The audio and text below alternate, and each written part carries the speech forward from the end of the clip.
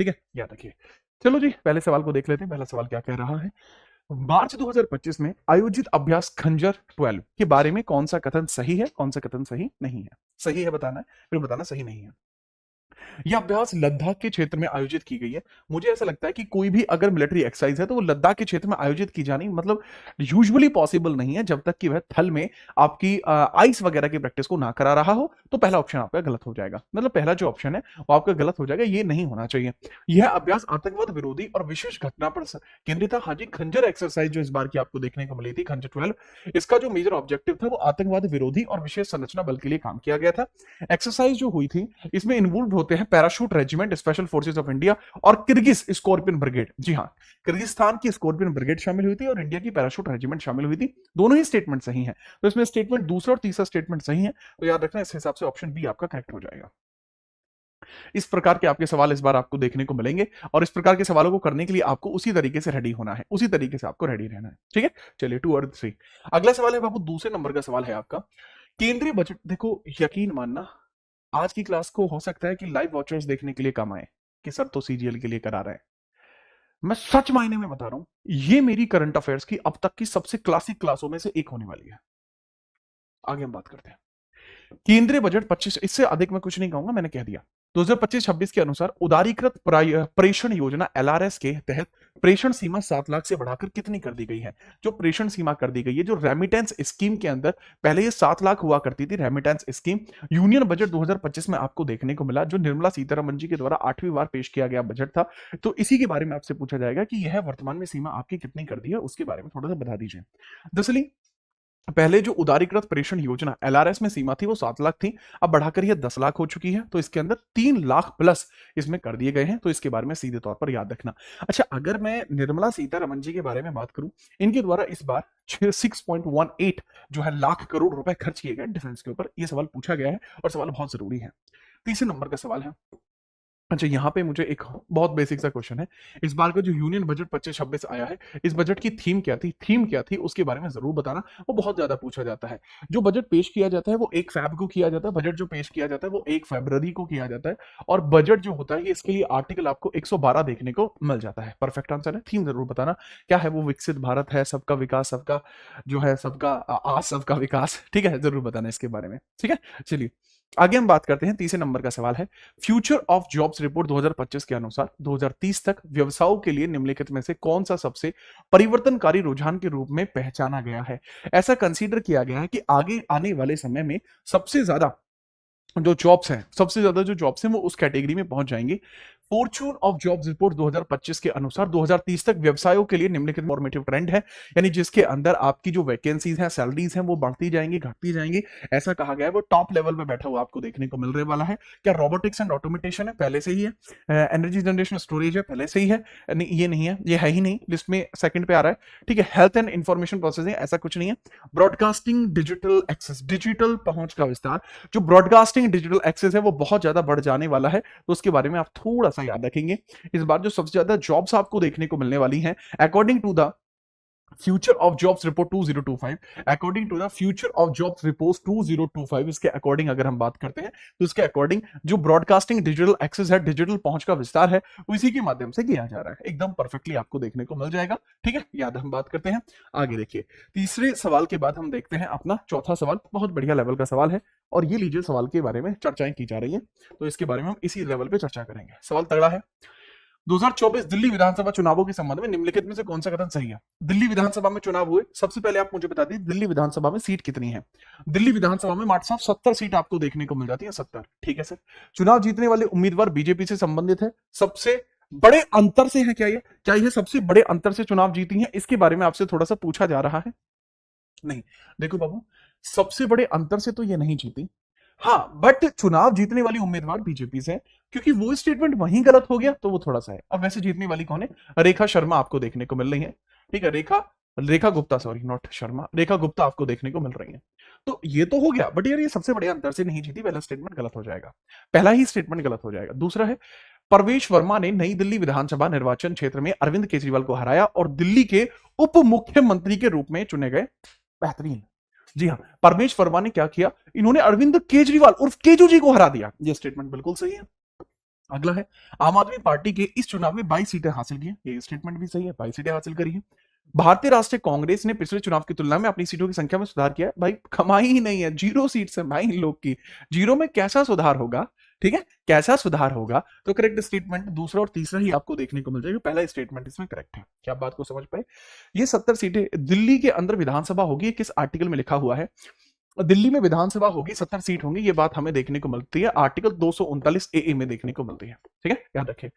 अच्छा, आज शिक्षक दिवस है, तो आप शिक्षक दिवस में मुझसे क्या चाहते हो जरूर बताना। पांचवा सवाल है, कौन सा देश आर्थिक विकास, कल्याण और स्थिरता को बढ़ावा देने के लिए गेलुफे मंडाइलफे सिटी का जो अवार्ड है वो प्राप्त करता है? भूटान ने प्राप्त किया है। गेलुफे माइंडफुलनेस सिटी को विस्तृत कर रहा है, ये भूटान विकसित कर रहा है, इसके बारे में थोड़ा सा याद रखेंगे।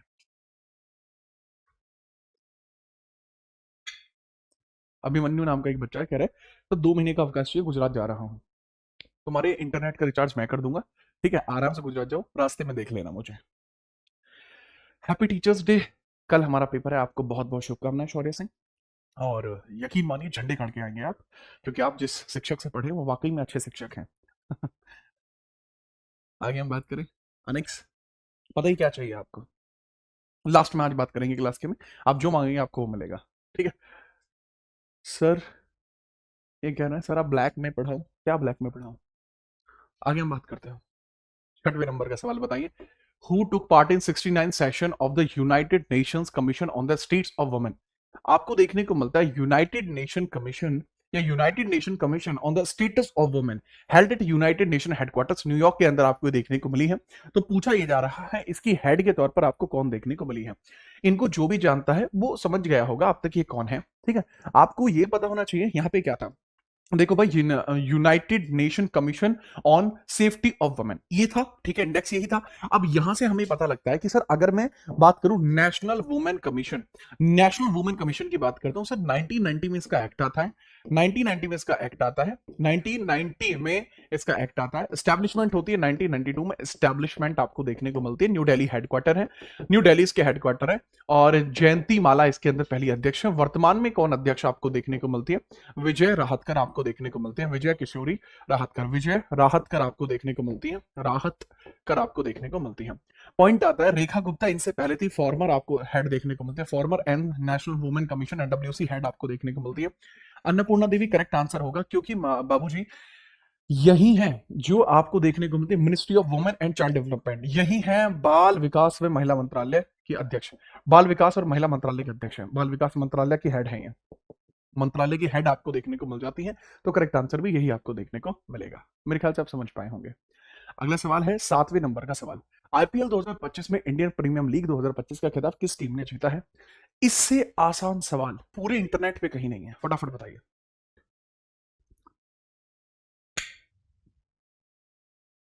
नहीं भाई, मैं छात्रों से गिफ्ट नहीं लेता, अभी वो समय नहीं आया मैं छात्रों से गिफ्ट लूं। एक समय आएगा जब मैं गिफ्ट की डिमांड नहीं करूंगा। ठीक है, मैं गिफ्ट नहीं लेता, जो आपको अपनी तरफ से उचित लगता है वो मुझे दीजिए, मैं जिस काबिल हूं वो आप मुझे दीजिए। ठीक है, चलिए फटाफट मुझे बताइए। आंसर बताओ रे, क्या रे? इसके आसान से सवाल का आंसर भी नहीं दोगे तो कैसे काम चलेगा? देखो सच बात यह है, रॉयल चैलेंजर बेंगलुरु आपको देखने को मिल जाएगी, आरसीबी, आरसीबी के अध्यक्ष सॉरी अध्यक्ष नहीं होते, कप्तान आपको देखने को मिल जाएंगे, कप्तान कैप्टन आपको देखने को मिल जाएंगे, जो कौन है? रज्जू पाटीदार है, रजत पाटीदार आपको देखने को मिलते हैं, पाटीदार आपको देखने को मिल जाते हैं। इन्होंने किसको हराया है? इन्होंने अपने पंजाब किंग्स को हराया है, इसके बारे में याद रखना। ये उप विजेता है, उपविजेता रहे हैं। ठीक है, चलिए अगला सवाल है 8वें नंबर का, खेलो इंडिया विंटर गेम्स 2025 चरण 1 की पदक तालिका में कौन सा राज्य या किन शासित प्रदेश शीर्ष पर रहा है? चरण 1 जो इसका फेस 1 हुआ है उसमें टॉप पर आपको कौन देखने को मिलता है, इसके बारे में थोड़ा सा आप मुझे बताएंगे बिना किसी परेशानी के, बिना किसी परेशानी के आप मुझे बताइए कहां कहां, कैसे कैसे, एडिशन कौन सा था, इनिशिएट किसने किया, एडिशन कौन सा था? 5वें नंबर का था। खेलो इंडिया विंटर गेम्स कौन सा था? 5वें नंबर का था। इनॉग्रेट किसने किया था? इनऑग्रेट किसने किया था? इनऑग्रेट किसने किया था सर? मनसुख मंडाविया ने, मनसुख मंडाविया ने किया था, मंडाविया ने किया था, मंडाविया ने किया था। ठीक है, 5वें नंबर का इसका था। लद्दाख इसमें टॉप पर रहा है, टॉप पर कौन रहा है सर? लद्दाख इसमें टॉप पर आपको देखने को मिल जाएगा, शी ने शी, शी ने शी, इसका शी ने शी, शीन अशी शीन अशी आपका मैस्कॉट था, जो पहाड़ों में रहने वाले तेंदुए होते हैं, जंगली तेंदुए, शीनिशी इसका क्या था बाबू, मैस्कॉट आपको देखने को मिल जाएगा। मैस्कॉट का मतलब होता है शुभांकर, इसका क्या था, तो शीनिशी इसका शुभांकर आपको देखने को मिल जाएगा। ठीक है, तो बहुत बढ़िया तरीके से याद रखेंगे। 23 से लेकर 27 जनवरी पहला चरण आपको लद्दाख के अंदर देखने को मिल जाएगा, लद्दाख के अंदर आपको देखने को मिल जाएगा। लेकिन 22 से लेकर 25 फेब में दूसरा चरण जो है, 25 फेब में, 23 से लेकर 27 जनवरी, 23 से लेकर 27 जनवरी लद्दाख में हुआ है पहला चरण। पहला चरण बाबू लद्दाख में हुआ है, लेह में, लेह में हुआ है, लेह में। और दूसरा चरण कहां हुआ है, गुलमर्ग में। दूसरा कहां हुआ है, गुलमर्ग में आपको देखने को मिल जाएगा। और गुलमर्ग कहां पे है, जम्मू एंड कश्मीर में देखने को मिल जाती है। करेक्ट है, करेक्ट आंसर इसका लद्दाख हो जाएगा। लीजिए अगला सवाल आपके समक्ष ही रहा, 9वें नंबर का। वुमेन प्रीमियम लीग का खिताब किसके द्वारा जीता गया है, किसके द्वारा जीता गया, हर कोई जानता है इसके अंदर किसके द्वारा जीता गया है, बिना किसी परेशानी के मुझे बताया किसके द्वारा जीता गया है।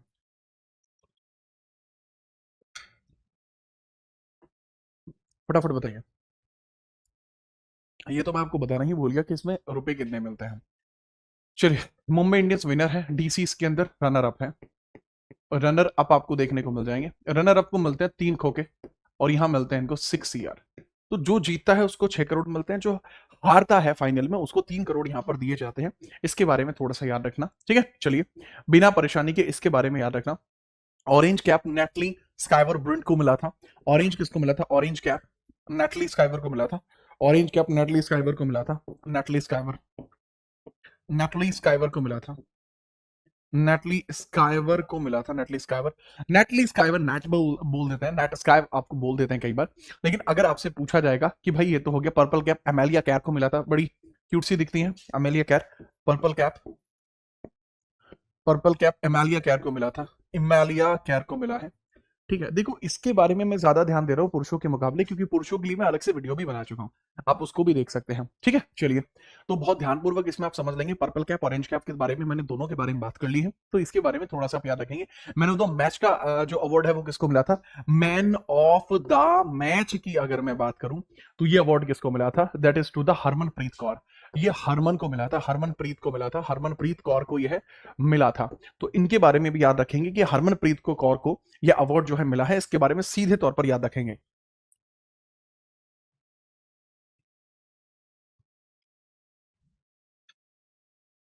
ठीक है, बिना किसी परेशानी के। अगर मैं एग्जामिनर होता और मैं सीजीएल में सवाल पूछ रहा होता, तो मैं ये नहीं पूछता, मैं सीधे तौर पे ये पूछता, मुंबई इंडियंस के कैप्टन का नाम बताओ, जो जीती टीम है उसके कैप्टन का नाम बताओ। तो सर इसके कैप्टन का नाम आपको देखने को मिल जाएगा हरमनप्रीत, इसके कैप्टन का नाम है हरमन, हरमनप्रीत इनके कैप्टन का नाम देखने को मिल जाएगा। देखो यार, मेल वाली कैटेगरी में सबको पता होता है, वुमेन में नहीं पता होता। दिल्ली कैपिटल के मैक लैनिंग है, मैक लैनिंग ऑस्ट्रेलियन है वैसे तो, मैक लैनिंग ऑस्ट्रेलियन है, ठीक है, याद रखिएगा। लीजिए 10वें नंबर का सवाल, आईसीसी चैंपियंस ट्रॉफी 2025 का खिताब भारत ने किस देश को हराकर जीता है। याद होगा फाइनल का मैच है, मिचेल सेंटनर एंड रोहित पाजी अपने देखने को उधर मिल रहे थे, उसमें रोहित पाजी ने जिस हिसाब की मैन ऑफ द मैच का गेम खेला था, तो शर्मा जी का लौंडा कहीं 200 ना जड़ दे बहरहाल उन्होंने जिस हिसाब से खेला था उस हिसाब से उन्होंने न्यूजीलैंड को वहां पर खेला से पेला आप जो है कनेक्ट कर सकते हैं, तो वो चीज भी आपको यहाँ थोड़ी याद रखनी पड़ेगी, यहाँ पर था। और आयोजन इसका पाकिस्तान और यूएई में जीता था। ठीक है, फटाफट आप समझना, ठीक है, बिना किसी परेशानी के। अब एक बात मुझे बताइए, ये तो हो गया आसान, इसमें एक अवार्ड दिया जाता है, इंडिया अब तक 3 बार जीत चुका है, इंडिया जीत चुका है 3 बार, आइस चैंपियंस ट्रॉफी इंडिया 3 बार जीत चुका है, 3 बार जीत चुका है, 3 बार जीत चुका है इंडिया अब तक। ठीक है, पहले इसमें ये कोड दिए जाने का भी एक विशेष है, मैंने बताया हुआ है, इसके लिए अलग वीडियो आ रखी है चैनल पे, देख सकते हैं। अच्छा, चैंपियंस ट्रॉफी के अंदर गोल्डन बैट का अवार्ड किसको मिला है, गोल्डन बैट का अवार्ड इसमें किसको मिला है, और गोल्डन बॉल का अवार्ड किसको मिला है, दोनों के बारे में मुझे बताइए। गोल्डन बैट और गोल्डन बॉल का अवार्ड किसको मिला है, बताओ। सर गोल्डन बैट का अवार्ड जो मिला वो रचित रविंद्रन को मिला है, रचित रविंद्रन को मिला है, रविंद्रन को मिला है, जो कि न्यूजीलैंड के हैं, और ये एक ऑलराउंडर है, लेकिन बैटिंग ऑलराउंडर है, तो रचित रविंद्र को मिला है। लेकिन सर अगर मैं इसी के अंदर बात करूं कि इसके अंदर गोल्डन बॉल का अवार्ड किसको मिला है, वो मैट हेनरी को मिला है, मैट हेनरी को मिला है, 10 विकेट लिए हैं मैट ने, मैट हेनरी को मिला था, सबसे ज्यादा विकेट लेने के लिए मैट हेनरी को मिला है, और मैट हेनरी भी कमाल की बात है न्यूजीलैंड के हैं, इन्होंने 263 रन बनाए हैं, इसलिए टॉपर आपको देखने को मिला मैक्सिमम रन बनाने की कैटेगरी में। ठीक है, और बताइए सब बढ़िया। आगे बढ़े। हैप्पी टीचर्स डे, आपका बहुत बहुत आभार है भाई शिवानी विमल, बहुत बहुत बढ़िया। ठीक है, चलिए आगे हम बात करते हैं। 11वें नंबर का सवाल है, खेलो इंडिया यूथ गेम्स 2025 किस राज्य ने पहला स्थान प्राप्त किया है? हुए कहां पे ये बताइए। खेलो इंडिया का जो आपको एडिशन देखने को मिलता है, 9th एडिशन था मेरे ख्याल से, इस बार बिहार में हुआ है। बिहार में मेरे ख्याल से इस बार हुआ है। बिहार के बारे में सीधे तौर पर याद रखना, ठीक है। बिहार के अंदर आपको देखने को मिल जाएगा, बिना किसी परेशानी के आप इसके अंतर्गत याद रखेंगे, बिना किसी परेशानी के।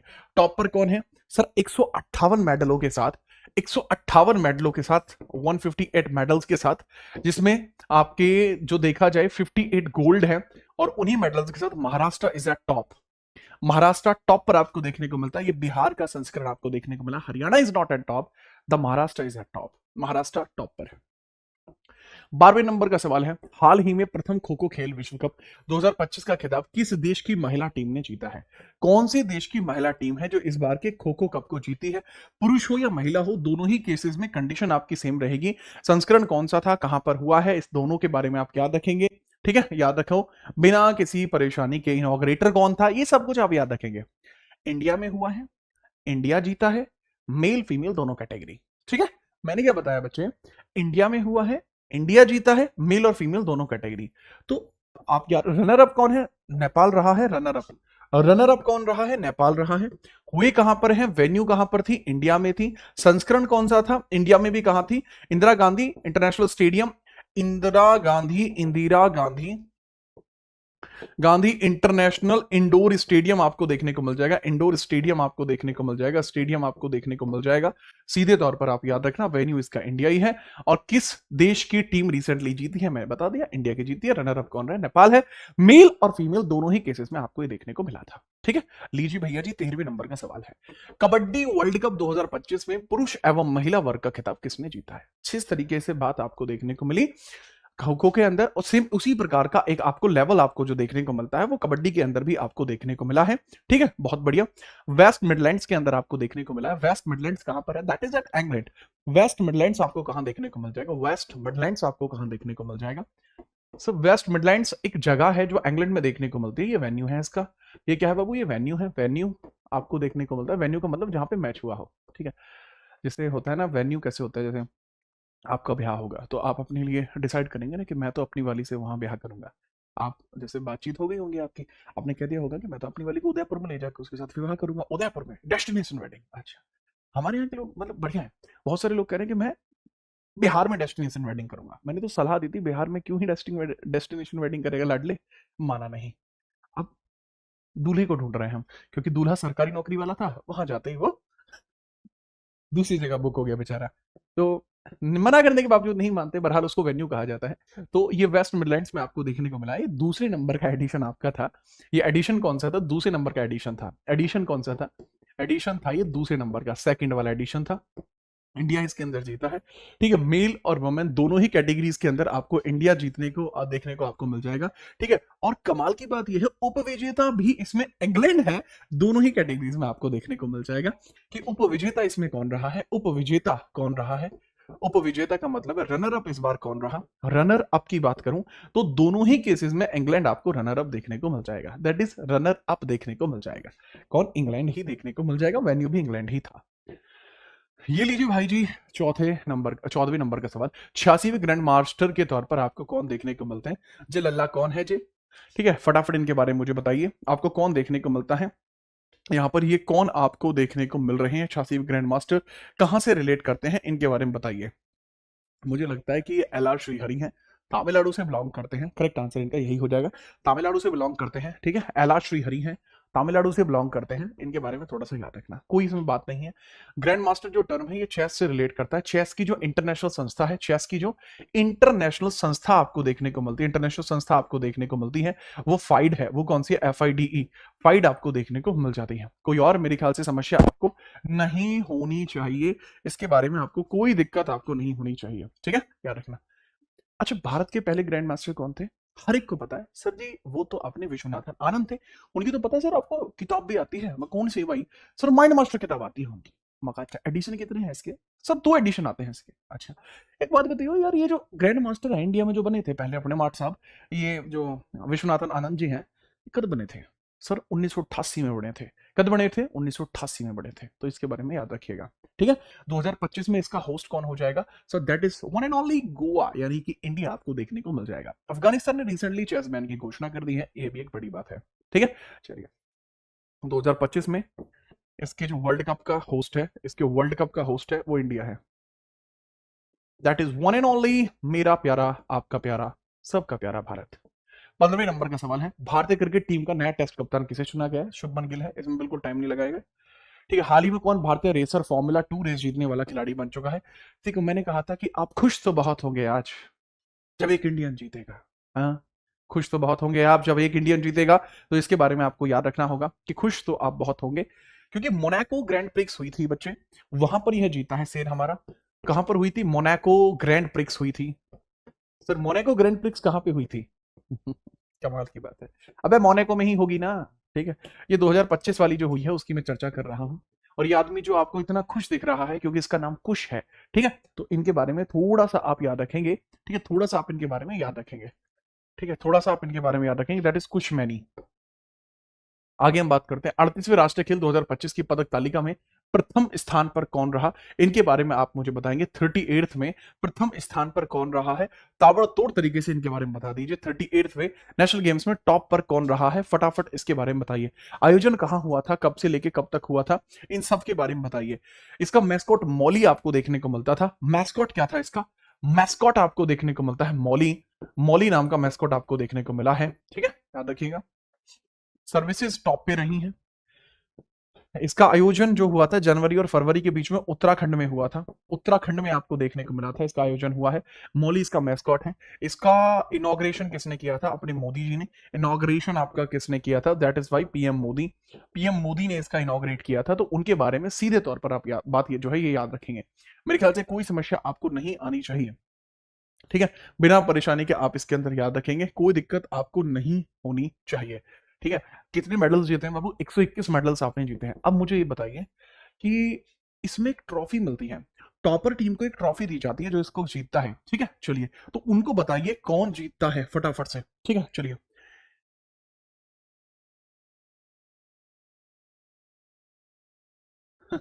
पुलिस आ गई, पुलिस कुछ लिख रहे हैं। आपका बहुत बहुत आभार।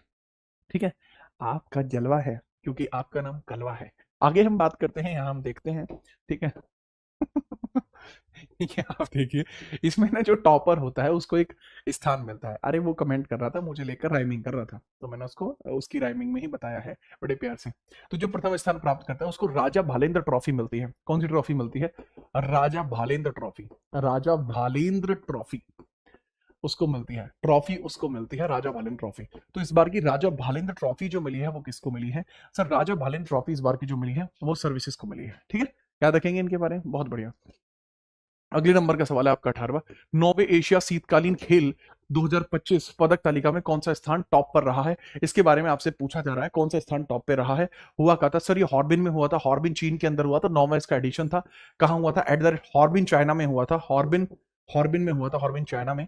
ऑब्वियसली बात है, टॉपर में जाओगे तो पहले नंबर पे आपको चाइना ही देखने को मिल जाएगा। टॉपर में आपको पहले नंबर पे चाइना ही आपको देखने को मिल जाएगा, बिना परेशानी के आप याद रख लेना, चाइना आपको पहले नंबर पे देखने को मिल जाएगा। ठीक है, 32, 27, 26 आपको देखने को मिल जाएगा। 32, 27, 36, 32, 27, 36 का आपको रेशियो देखने को मिलता है। अब सर ये 32 जो है 27, 26 नॉट 36, मैं सोच रहा था ये कैसे हो गया। तो बच्चे इसमें गोल्ड मिले हैं चाइना को इतने, सिल्वर मिले हैं इतने, और इतने मिले हैं ब्रॉन्ज। पहले नंबर पे रहा है आपका चाइना, दूसरे नंबर पे रहा है आपका साउथ कोरिया, क्योंकि एशिया एशिया के देश आए थे। साउथ कोरिया आपको देखने को मिल जाएगा। दोनों के बारे में ही इसके अंदर आप याद रखेंगे, दोनों के बारे में ही इसके बारे में आप याद रखेंगे बिना किसी परेशानी के। ठीक है, चलिए थर्ड पे जापान है, थर्ड पे जापान है। इंडिया इसके अंदर अपनी कोई विशेष रैंक हासिल नहीं कर पाया क्योंकि मेडल इंडिया इसमें नहीं डाल पाया है। दूसरा इसमें पूछा जा सकता है कि इसका आदर्श वाक्य क्या है। इसका जो आदर्श वाक्य है वो आपको क्या देखने को मिलता है? Dream of winter, love among Asia. Dream of winter, dream of winter, dream of winter, winter, love among Asia, love among Asia, among Asia आपको देखने को मिल जाएगा इसका मैस्कॉट। ठीक है, ये लीजिए भाई जी 19वां सवाल, क्रिकेट टूर्नामेंट रणजी ट्रॉफी 2025 का खिताब किसके द्वारा जीता गया है? रणजी ट्रॉफी के बारे में तो आप जानते हैं, सर विदर्भ जीता है केरल को हराकर। कौन जीता है? सर विदर्भ जीता है, विदर्भ वन है, केरल इसके अंदर रनर अप आपको देखने को मिल जाएगा। मैं बिल्कुल एकदम साफ सुथरे शब्दों में कहूंगा। 20वें नंबर का सवाल है, जर्मनी के सूहेल में आयोजित ISSF जूनियर विश्व कप में पदक तालिका में कौन सा जो देश है वो टॉप पर रहा है, इसके बारे में आपसे पूछा जा रहा है। ठीक है, सूहेल जर्मनी में आपको देखने को मिल जाएगा बिना परेशानी के। ठीक है, चलो बिना परेशानी के आप याद रखना, 3 गोल्ड मारे हैं। ठीक है, इंडिया ने 3 गोल्ड मारे हैं, टोटल मेडल 11 है, टोटल मेडल 11 है। और इसी वजह से इंडिया का मेडल हो चुका है, इंडिया की टैली हो चुकी है पहली। दूसरे नंबर पर 4 मेडल के साथ चाइना आपको दूसरे नंबर पे देखने को मिल जाएगा। चाइना की सेकंड रैंक आपको देखने को मिल जाएगी। हम शूटिंग में बहुत अच्छा परफॉर्म कर रहे हैं, पीछे कुछ टाइम से बहुत अच्छा परफॉर्म हम कर रहे हैं शूटिंग में। ठीक है, इंडिया इज एट टॉप। 21वां सवाल, हाल ही में राष्ट्रमंडल राष्ट्रों की सचिव बनने वाली पहली अफ्रीका महिला आपको कौन देखने को मिल जाएगी जो राष्ट्रमंडल खेलों की प्रमुख बनी है? इनका नाम है शर्ली बॉचवे। शर्ली बॉचवे आपको देखने को मिल जाएगी, शर्ली बॉचवे आपको देखने को मिल जाएगी। यहीं से मुझे आता है कॉमनवेल्थ ऑफ नेशंस। देखो, कॉमनवेल्थ गेम्स के बारे में आपसे पूछा जा रहा है, मैं आपसे एक होमवर्क क्वेश्चन पूछ रहा हूं। जो आपके नेक्स्ट कॉमनवेल्थ है वो कहां और कब होंगे? नेक्स्ट कॉमनवेल्थ आपके कहां और कब होंगे, ये होमवर्क है। अगर आप देख रहे हैं तो आप जरूर आंसर करना, कब और कहां होंगे। आगे सवाल आएगा, जानेंगे। बट अगर आपको पता है, वीडियो को पॉज करके आंसर करके आइए, मैं यही इंतजार करता मिलूंगा। ठीक है, आगे हम बात करते हैं। ये लीजिए, 22वें नंबर का सवाल आपको देखने को मिल रहा है। हाल ही में अंतर्राष्ट्रीय ओलंपिक समिति की पहली महिला अध्यक्ष बनी है, क्रिस्टी कोवेंटी बनी है, क्रिस्टी कोवेंटी बनी है। ये जो महिला है लगभग मेरी ताई की उम्र की होंगी, यही बनी है यहाँ पर इस बार अध्यक्ष। अगर आपसे पूछा जाएगा, जो इंटरनेशनल ओलंपिक कमेटी है ये 1894 में बनी थी। इनसे पहले आपको थॉमस बॉक आपको देखने को मिल जाते हैं। ठीक है, लॉसने स्विट्जरलैंड में इसके हेडक्वार्टर है, लुसेने, हिंदी में लुसाने बोलते हैं, वैसे लॉस नहीं बोलते हैं उसको, इंग्लिश में लॉस नहीं बोलते हैं, राइट। चलिए, और अगर हम बात करें, अगला सवाल आपके सामने क्या है, तो अगला सवाल ये रहा बच्चे। ठीक। और यार, ये ओलंपिक आपको जो देखने को मिलता है 2028 का ओलंपिक आपको कहां देखने को मिलता है सर? ये लॉस एंजलिस में आपको देखने को मिलेगा, एलए। ठीक है, एलए लॉस एंजलिस में आपको देखने को मिल जाएगा, अच्छी जगह है। आगे हम बात करते हैं, 23वें नंबर का सवाल है, India weight lifting federation IWLF athlete आयोग के अध्यक्ष किसे चुना गया? Sir that is one and only Mirabai Chanu.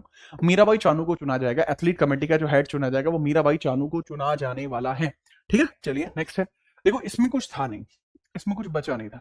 Simply आपको पता होना चाहिए कि भैया इंडियन वेट लिफ्टिंग फेडरेशन है, इंडियन वेट लिफ्टिंग फेडरेशन आपको देखने को मिल जाएगी। ठीक है, तो इसमें हेड कौन बनाए गए हैं? एथलीट कमीशन के।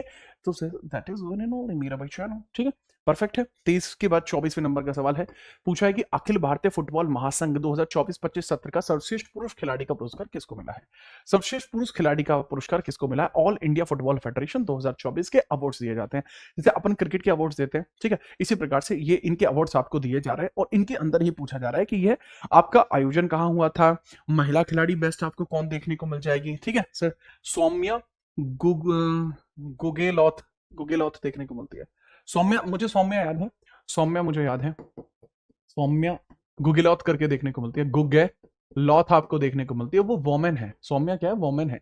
ये वोमेन हेड आपको देखने को मिल जाए। क्लास में एक सौम्या आती भी है, मेरे ख्याल से कई सारी सौम्या आती हैं क्लास में, तो आप अपने हिसाब से याद रख सकते हैं। और लड़के, तुम तो भूलोगे ही नहीं, तुमसे तो मैं 100% में इस बात से, मतलब मैं एग्री हूं, तुम्हारी जिम्मेदारी मैं लेता हूं, तुम इसे नहीं बोलोगे। ठीक है, तो ठीक है, तो याद रखना इस बार की जो है ना, पुरुष खिलाड़ी नहीं, ये महिला टॉपर है। इस बार की महिला टॉपर आपको देखने को मिल जाएगी, महिला बेस्ट खिलाड़ी है।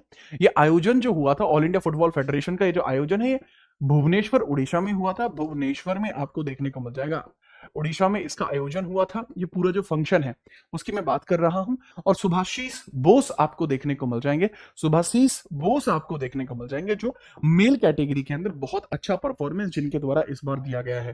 ठीक है, चलिए बिना किसी परेशानी के, अब खालिद जमील और सुजाता कर, खालिद जमील और सुजाता कर, खालिद जमील सुजाता कर, इनको लिखिए, खालिद जमील और सुजाता कर, और सुजाता कर आपको देखने को मिल जाएंगे, सुजाता कर।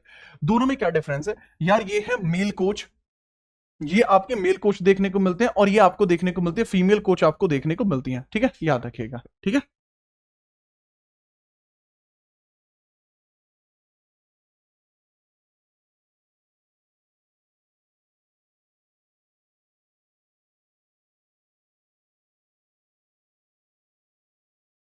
25वें नंबर का सवाल ये रहा, पूछा गया है, विराट कोहली ने मई 2025 में क्रिकेट के किस फॉर्मेट से संन्यास ले लिया?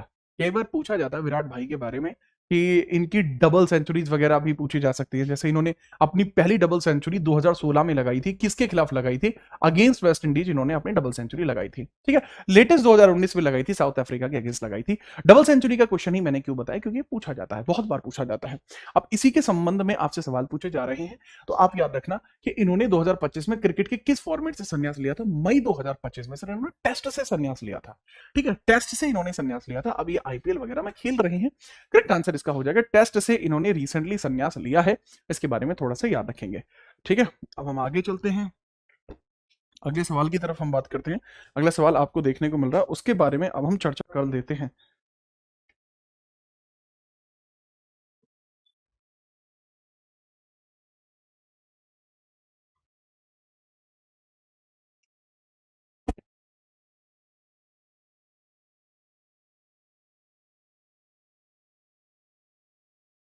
चलिए भाई, ये लीजिए अगला सवाल। क्रिकेटर रोहित शर्मा ने टी20 के बाद मई 2025 में क्रिकेट के किस फॉर्मेट से संन्यास इन्होंने लिया है?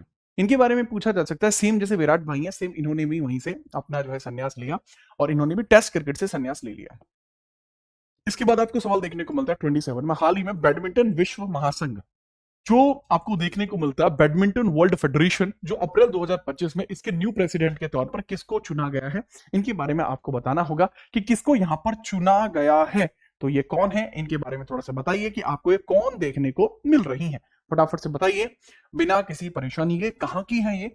देखिए, इन्होंने पूरा खून पी रखा है। क्यों खून पी रखा है यार? बैडमिंटन वाले जो लोग हैं खून पी के रखते हैं पूरा।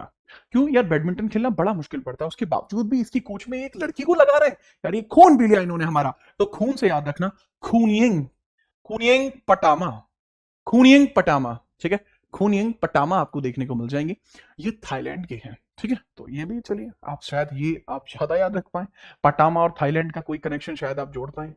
तो थाईलैंड से आपको देखने को मिल जाएंगे, क्योंकि अभी फिलहाल में थाईलैंड के अंदर जो टेनिस जो है ऑर्गेनाइजेशन होती है, उसकी हेड भी यही आपको देखने को मिलती है। ठीक है, चलिए 27 के बाद 28वें नंबर का सवाल है। चोपड़ा भाई अपना देखने को आपको मिलता है दोहा डायमंड लीग में, लाडले ने कितनी दूर अपना जो है भाला फेंककर अपना नया रिकॉर्ड यहां पर इन्होंने स्थापित किया है? इनके बारे में आपसे पूछा जा रहा है। फटाफट इनके बारे में मुझे बताइए।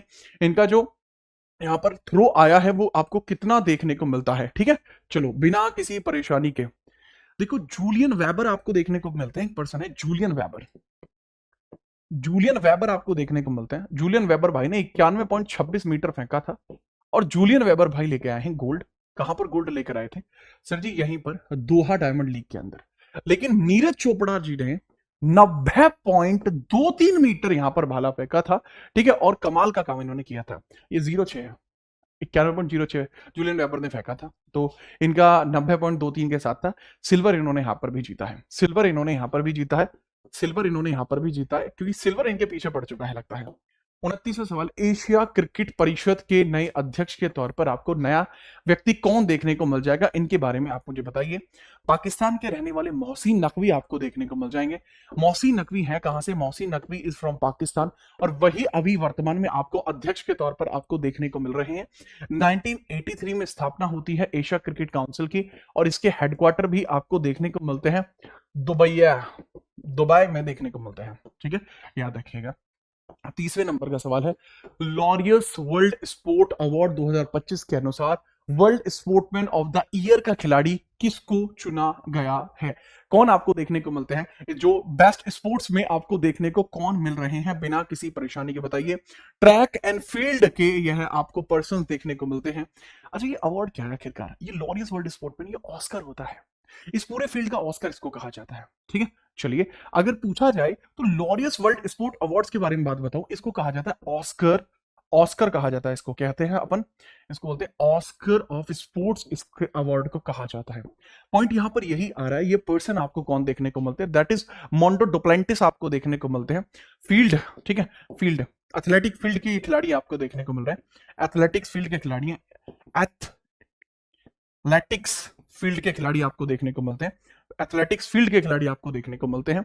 31वां सवाल आपको देखने को मिलेगा, लॉरियस वर्ल्ड स्पोर्ट अवार्ड 2025 के अनुसार sport women of the year का खिलाड़ी किसको चुना गया है। अब वुमेन आपको पूछी जा रही है। अब देखो इसमें आपको फुसानी के लिए मेल को मैंने यहां छाप दिया। अच्छा, मोंडो डुप्लेंटिस है कहां से, मोंडो डुप्लेंटिस है कहां से, स्वीडन से आपको देखने को मिलते हैं। स्वीडन के मोंडो डुप्लेंटिस आपको देखने को मिलते हैं। अब नेक्स्ट, जैसे मैंने यहां से पूछा कि महिला के तौर पर आपको कौन देखने को मिलती है, इनके बारे में मुझे बताइए। सर एक जिम्नास्ट है, एक जिम्नास्ट है जो बहुत अच्छा करती हैं, ठीक है। जिम्नास्ट का नाम क्या है, दैट इज साइमन बाइल्स है, जिम्नास्ट है। जिम्नास्ट आपको देखने को मिलती है, साइमन बाइल्स आपको देखने को मिलती है, जिम्नास्ट है और बहुत अच्छा खेलती हैं, अमेरिकन है, ठीक है, अमेरिकन है, उनके द्वारा ही ये अवार्ड जीता गया है, ठीक है, याद रखिएगा। अगला सवाल है, आईपीएल इतिहास में सबसे ज्यादा 1000 चौके लगाने वाला खिलाड़ी कौन बन चुका है, इनके बारे में बताइए। 32वां नंबर का सवाल है। स्पोर्ट्स बहुत ज्यादा हो गया है सर, आपसे हिस्ट्री पढ़नी है, न जाने आप मुझसे क्या क्या पढ़ना चाहते हैं। कमाल की बात यह है कि मैं पढ़ाना भी चाहता हूँ और कमाल की बात यह भी है कि मैं पढ़ा भी रहा हूँ आशाएं, उम्मीदें और कार्य तीनों ही चल रहे हैं। ध्रुव भाई आप पढ़ सकते हैं मुझसे, करेबल एप्लीकेशन के ऊपर मौजूद है, वहां पे आप पढ़ सकते हैं। लेकिन मैं फिर भी आपसे कहना चाहूंगा कि YouTube पर एक प्लेलिस्ट बनाई गई है जिसका नाम है complete GK GS for CGL and UPSI. कृपया करके उस प्लेलिस्ट में जाकर आप पढ़ें। कमाल की बात होगी कि आप वहां से वो सब कुछ सीख पाएंगे जिसकी वास्तविकता में जरूरत है। कमल का आंसर इसका विराट पाजी हो जाएगा, ठीक है, याद रखना इनके बारे में। 33वें नंबर का सवाल है, T20 में 13,000 रनों का आंकड़ा पार करने वाले, this is again Virat Kohli. IPL में सबसे ज्यादा तेज शतक लगाने वाले पहले भारतीय खिलाड़ी वैभव सूर्यवंशी बने हैं। वैभव सूर्यवंशी के बारे में याद रखना, ये सबसे ज्यादा जो है तेज इन्होंने शतक बनाया, 35 बॉल में इन्होंने खेल खराब कर दिया, ठीक है, याद रखना। राजस्थान रॉयल्स की तरफ से खेल रहे थे, इनके बारे में सीधे तौर पर आप याद रखेंगे। फील्ड शतरंज विश्व चैंपियनशिप 2025 की मेजबानी कौन करने वाला है। 30 अक्टूबर से 27 नवंबर में इंडिया में गोवा के अंदर इसके मैच खेले जाने हैं। आईसीसी अंडर 19 T20 विश्व कप 2025 का खिताब किस देश के द्वारा जीता गया है। मलेशिया में हुआ था और इंडिया के द्वारा जीता गया। जैसा मैंने बताया कि वेन्यू इसका क्या था, वेन्यू इसका मलेशिया में था, मलेशिया में आपको देखने को मिल जाएगा। वेन्यू कहां पर था, सो मलेशिया में इसका वेन्यू आपको देखने को मिल जाएगा बिना किसी परेशानी के। जनवरी और फरवरी में आपको देखने को मिल जाएगा, ठीक है। उपविजेता आपका कौन रहा, दक्षिण Africa, Kayla Renke, runner up Kayla Renke, runner up Kayla Renke का मतलब क्या हो गया, कायला रेनके कैप्टन है, रेनके कैप्टन है। अपनी कौन है, निक्की दास आपको देखने को मिल जाएंगी। कैप्टन कौन है, निक्की दास। निक्की क्लास में आती भी हैं, तो निक्की जी याद रखिएगा, आपका निक्की दास नाम से अगर नाम बोलूं तो वह आपको यहां देखने को मिल जाएगा। कमाल की बात, बहुत बढ़िया। ये लीजिए अगला सवाल आपके सामने है, 37वें नंबर का। आईसीसी अवार्ड 2024 में पुरुष क्रिकेटर ऑफ द ईयर का सर गॉरफील्ड सोबर्स ट्रॉफी का अवार्ड किसके द्वारा जीता गया। जस्सी पाजी ने जीता है। जस्सी पाजी ने सिर्फ यही नहीं जीता, टेस्ट प्लेयर का अवार्ड भी जस्सी पाजी ने जीता। टेस्ट प्लेयर का अवार्ड भी इन्होंने ही जीता। T20 प्लेयर का इस बार किसने जीता है, T20 प्लेयर का अर्शदीप पाजी ने जीता है। अर्शदीप ने जीता है, अर्शदीप इंडियन है, अर्शदीप आते नहीं, अर्शदीप नाम है ना, अर्शदीप ही तो नाम है उनका, नाम क्या, हाँ ठीक है, अर्शदीप ने ही जीता है। अर्शदीप के द्वारा ही जीता गया बिना किसी परेशानी के, याद रखना, दैट इज अर्शदीप। यही आपको देखने को मिलते हैं, ठीक है, यही आपको देखने को मिलते हैं, ठीक है, कोई समस्या आपको देखने को नहीं मिलेगा। अब बच्चा कह रहा है अजमतुल्ला उमरजई कौन है। बाबू अजमतुल्ला ओडीआई प्लेयर है, जो अजमतुल्ला उमरजई जो देखने को मिलता है, उमरजई जो देखने को मिलता है, Omarzai that is ODI player है, वो ओडीआई प्लेयर आपको देखने को मिल जाएगा। अच्छा, वुमेन को फ्लिंटॉफ ट्रॉफी मिलती है, फ्लिंटॉफ ट्रॉफी भी आपको देखने को मिलती है, रैचल फ्लिंटॉफ ट्रॉफी भी आपको देखने को मिलती है। वो किसको मिली है, मैला कैर को मिली है। मैला कैर न्यूजीलैंड से है। वुमेन के केस में जाएंगे तो मैला कैर को मिलेगी, वुमेन के केस में मैलिया कैर को मिलेगी, मैलिया कैर। इसको फ्लिंट ट्रॉफी भी मिल जाएगी, फ्लिंट ट्रॉफी लड़कियों को मिलती है, ट्रॉफी लड़कियों को मिलती है। और कमाल की बात यह है कि फ्लिंट ट्रॉफी में अगर आप याद रखोगे तो न्यूजीलैंड के खिलाड़ी को मिली है जिनका नाम है मैलिया कैर। जो वो होता है टेनिस, टेनिस के अंदर दो अवार्ड आपको देखने को मिलते हैं।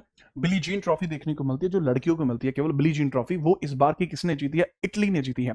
बिली जीन टेनिस की ट्रॉफी है, वुमेन्स को मिलती है, जो इटली ने जीती है। चाहो तो लिख सकते हो, जो बिली जीन ट्रॉफी आपको देखने को मिलती है, बिली जीन ट्रॉफी है, बिली जीन, बिली जीन। तो बिली जीन ट्रॉफी किसको मिली है सर, इटली ने जीती है 2025 में। टेनिस की है, वुमेन टेनिस की है, टेनिस वुमेन्स को मिलती है, टेनिस वुमेन्स को आपको देखने को मिलती है, ठीक है। आगे बढ़िए, अगला सवाल, 38वां सवाल ये रहा। Among the following was appointed as the Directorate General of Civil Aviation, DCGA के जो हेड चुने गए हैं वो कौन चुने गए हैं, इनके बारे में बताइए सर। डीसीजीए के जो हेड चुने गए हैं ये कोई और नहीं है, फैज अहमद किदवई आपको देखने को मिलते हैं। फैज अहमद किदवई आपको देखने को मिलते हैं। अच्छा सवाल था, ऑप्शंस अच्छे थे, सब कुछ अच्छा था। ठीक है, आगे हम बात करते हैं। ये लीजिए 39वें नंबर का सवाल है। फरवरी 2025 में एक avalanche struck a border road. एक यहां पर क्या हुआ, फरवरी 2025 में सीमा सड़क संगठन ने इसके शिविर पर हिमसंकलन के कहा हमला किया गया, जिसके परिणाम स्वरूप 8 लोगों की मृत्यु हो गई। ऐसे सवाल बहुत पूछे जाते हैं, सीधे तौर पर पूछा जाएगा। यहां पर कई सारे लोगों की, लगभग 8 लोगों की डेथ हो गई, तो ये कहां पर आपको देखने को मिलता है सर? अब देखना, एक कमाल की बात है, एक सवाल और क्लियर हो गया यहां से सर। लेह लद्दाख में है, ठीक है, तवांग आपका अरुणाचल में है, कारगिल लद्दाख में है। कारगिल किस लिए फेमस है? कारगिल में एक विशेष प्रकार का कोयला पाया जाता है। कौन सा कोयला कारगिल में पाया जाता है? ज्योग्राफी का सवाल है। आप सभी जानते हैं कि ज्योग्राफी के मेरे फुल फ्लैश चैप्टर्स तो अभी नहीं आए हैं, बट पॉइंट ये है कि मेरे ज्योग्राफी के उस तरीके के चैप्टर्स आ गए कि आपको पढ़ना आसान हो जाए। कल मेरी ज्योग्राफी की एक रिकॉर्डेड वीडियो आ रही है जो माउंटेन्स को लेकर है। उसके बाद मैं आपको कंटिन्यूअसली वन शॉट पॉलिटी भी कराने वाला हूं, जो थ्योरी में कराऊंगा। कल ही उसकी क्लास भी है। तो इसमें याद रखना, माना पास आपको देखने को मिलता है। माना पास आपको देखने को मिलता है, जो कि आपको उत्तराखंड में देखने को मिलता है, जो करेक्टली आपको याद रखना है। ठीक है, याद रखना। 39 के बाद 40वें नंबर का सवाल है, ये रहा। What was the theme of the world sustainable development summit 2025? जो वर्ल्ड सस्टेनेबल डेवलपमेंट समिट 2025 आपको देखने को मिल रही है, इसके बारे में आपसे पूछा जा रहा है। पहले तो आपसे पूछा जाएगा कि ये कहां पर थी, कब थी? मार्च में थी 5 से लेकर 7 तारीख तक। मार्च में थी 5 से लेकर 7 तारीख तक। मार्च में थी 5 से लेकर 7 तारीख तक। 5 से लेकर 7 2025 में आपको देखने को मिली है। दूसरा है कि विश्व सतत विकास सम्मेलन की थीम के बारे में पूछा जा रहा है। तो लाडले, इसकी थीम तो मैं बताऊंगा ही बताऊंगा। ये न्यू दिल्ली में आपको देखने को मिली है, न्यू दिल्ली में आपको देखने को मिली है भूपेंद्र पटेल के द्वारा। ठीक है, भूपेंद्र पटेल के द्वारा इसको इनॉग्रेट भी किया गया। और करेक्ट आंसर की बात करूं, सतत विकास और जलवायु समाधानों को तेज करने के लिए solution, partnership for the accelerating sustainable development and the climate solution, इसकी थीम थी। 41वां सवाल है। एक केस आपको देखने को मिला था, सुरेश वी और state represented by the inspector of police case 2025। इसमें सुप्रीम कोर्ट ने क्या रूल डाइंग डिक्लेरेशन के बारे में माना था? सुप्रीम कोर्ट ने मृत्यु पूर्व बयान के लिए क्या कहा था? जैसे इंपोर्टेंट केसेस हैं, अब इससे सवाल बार बार बनेंगे, एग्जामिनेशन में बार बार बनेंगे, तो क्या इसके लिए आप चाहते हैं कि मैं इंपोर्टेंट केसेस आपको करा दूं? सोचिए सोचिए, क्या आप चाहते हैं मैं इंपोर्टेंट केसेस आपको करा दूं? देखो, करेक्ट है, मृत्युपूर्व बयानों के लिए सहायक साक्ष्य की आवश्यकता होती है। परफेक्ट है।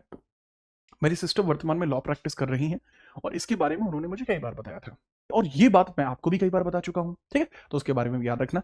ये लीजिए, अगला सवाल आपके समक्ष ये रहा। 42वें नंबर का सवाल है। इस तरीके के सवाल, ये प्योर सीजीएल है।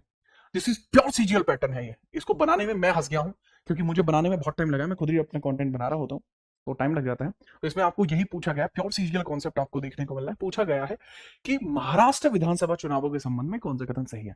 ऐसा एक क्वेश्चन एनटीपीसी ग्रेजुएट लेवल पर आया था, इसलिए मैंने आपको ये क्वेश्चन डाल के दे दिया। क्लास को लाइक क्यों नहीं कर पा रहे हो, मुझे अभी तक समझ में नहीं आया है। अरे ना मानेगा। द बीजेपी वोन मोर देन 100 सीट। क्या बीजेपी ने 100 से अधिक सीट जीती? मुझे ऐसा लगता है कि स्टेटमेंट सही है। हाँ जी, बीजेपी ने 100 से अधिक सीटें जीती हैं। महाराष्ट्र में टोटल सीट आपको कितनी देखने को मिलती है, फटाफट बताइए। दूसरा है कि कांग्रेस ने 2019 की तुलना में अपनी सीटों में सुधार किया है? बिल्कुल नहीं किया। कांग्रेस सुधार करने के लिए तैयार ही नहीं है। शिवसेना शिंदे गुट ने उद्धव गुट की तुलना में, हाँ, शिवसेना का शिंदे गुट ने उद्धव गुट की बहुत मट्टी पलीत हुई है इस बार। महाविकास अघाड़ी, अरे हाँ, मतलब सही है ये, क्योंकि मैंने बोला कि उद्धव गुट नहीं कर पाया, सही स्टेटमेंट है। मैंने बताया महाविकास अघाड़ी गठबंधन सरकार बनाने में सफल रहा। अबे नहीं ने, इसमें सरकार बनाई है बीजेपी ने भाई, यहाँ पे। ठीक है, सरकार बनाई है बीजेपी ने। तो करेक्ट आंसर इसमें आपको डेविल भाई, ये आपको देखने को मिल जाएगा। 1 से लेके 3। डेविल भैया मान जा, डेविल ध्यान दो यार। ठीक है, चलिए आगे हम बात करते हैं। अगला सवाल ये रहा 43। पूछा गया कि अप्रैल 2025 में इंडिया और चाइना ने इनिशिएट करके डिस्कशन किया, और डायरेक्ट पैसेंजर फ्लाइट जो सस्पेंड कर दी गई है, वो कब से लेके सस्पेंड कर दी गई थी, उसके बारे में आपसे पूछा गया है। फटाफट बताइए। देखो हुआ क्या, 2020 की बात है। इंडिया में एक दिक्कत हुई, नेपाल के साथ हमारे, सॉरी, चाइना के साथ हमारी सिक्किम वाले रीजन में आपको देखने को मिलती है घाटी, नाकुला पास। ठीक है, वहां पर चल रही थी दिक्कतें, उसके साथ हमारी दिक्कतें चलती रहती है। अभी क्या था कि 2020 में दिक्कतें चल रही थी, ठीक है, और झड़प हो गई थी। ठीक है, झड़प हो गई थी नाकुला पास में। तो मना कर दिया था कि भाई नाकुला पास की झाप के चलते हम कोई भी फ्लाइट को यहां से नहीं उड़ने देंगे। अब उन्होंने कह दिया ठीक है, आप ले लेंगे। ठीक है, चलिए आगे हम बात करते हैं। 43 के बाद 44 है। मई 2025 में management of Palamu Tiger Reserve was in talk with the TRAFFIC, a joint initiative between World Wild Life Fund and the International Union of Conservation of Nature to obtain a sniffer dog food. इस sniffer dogs के बारे में बात की जा रही है, sniffer कुत्ते के बारे में बात की जा रही है, और ये किस की बात चल रही है? देखो बात को समझो। मैं यही समझ गया था पलामू टाइगर रिजर्व है क्या, पलामू टाइगर रिजर्व के अंदर तस्करी चल रही है। क्या चल रही है? तस्करी, ड्रग तस्करी, ड्रग माफिया चल रहा है।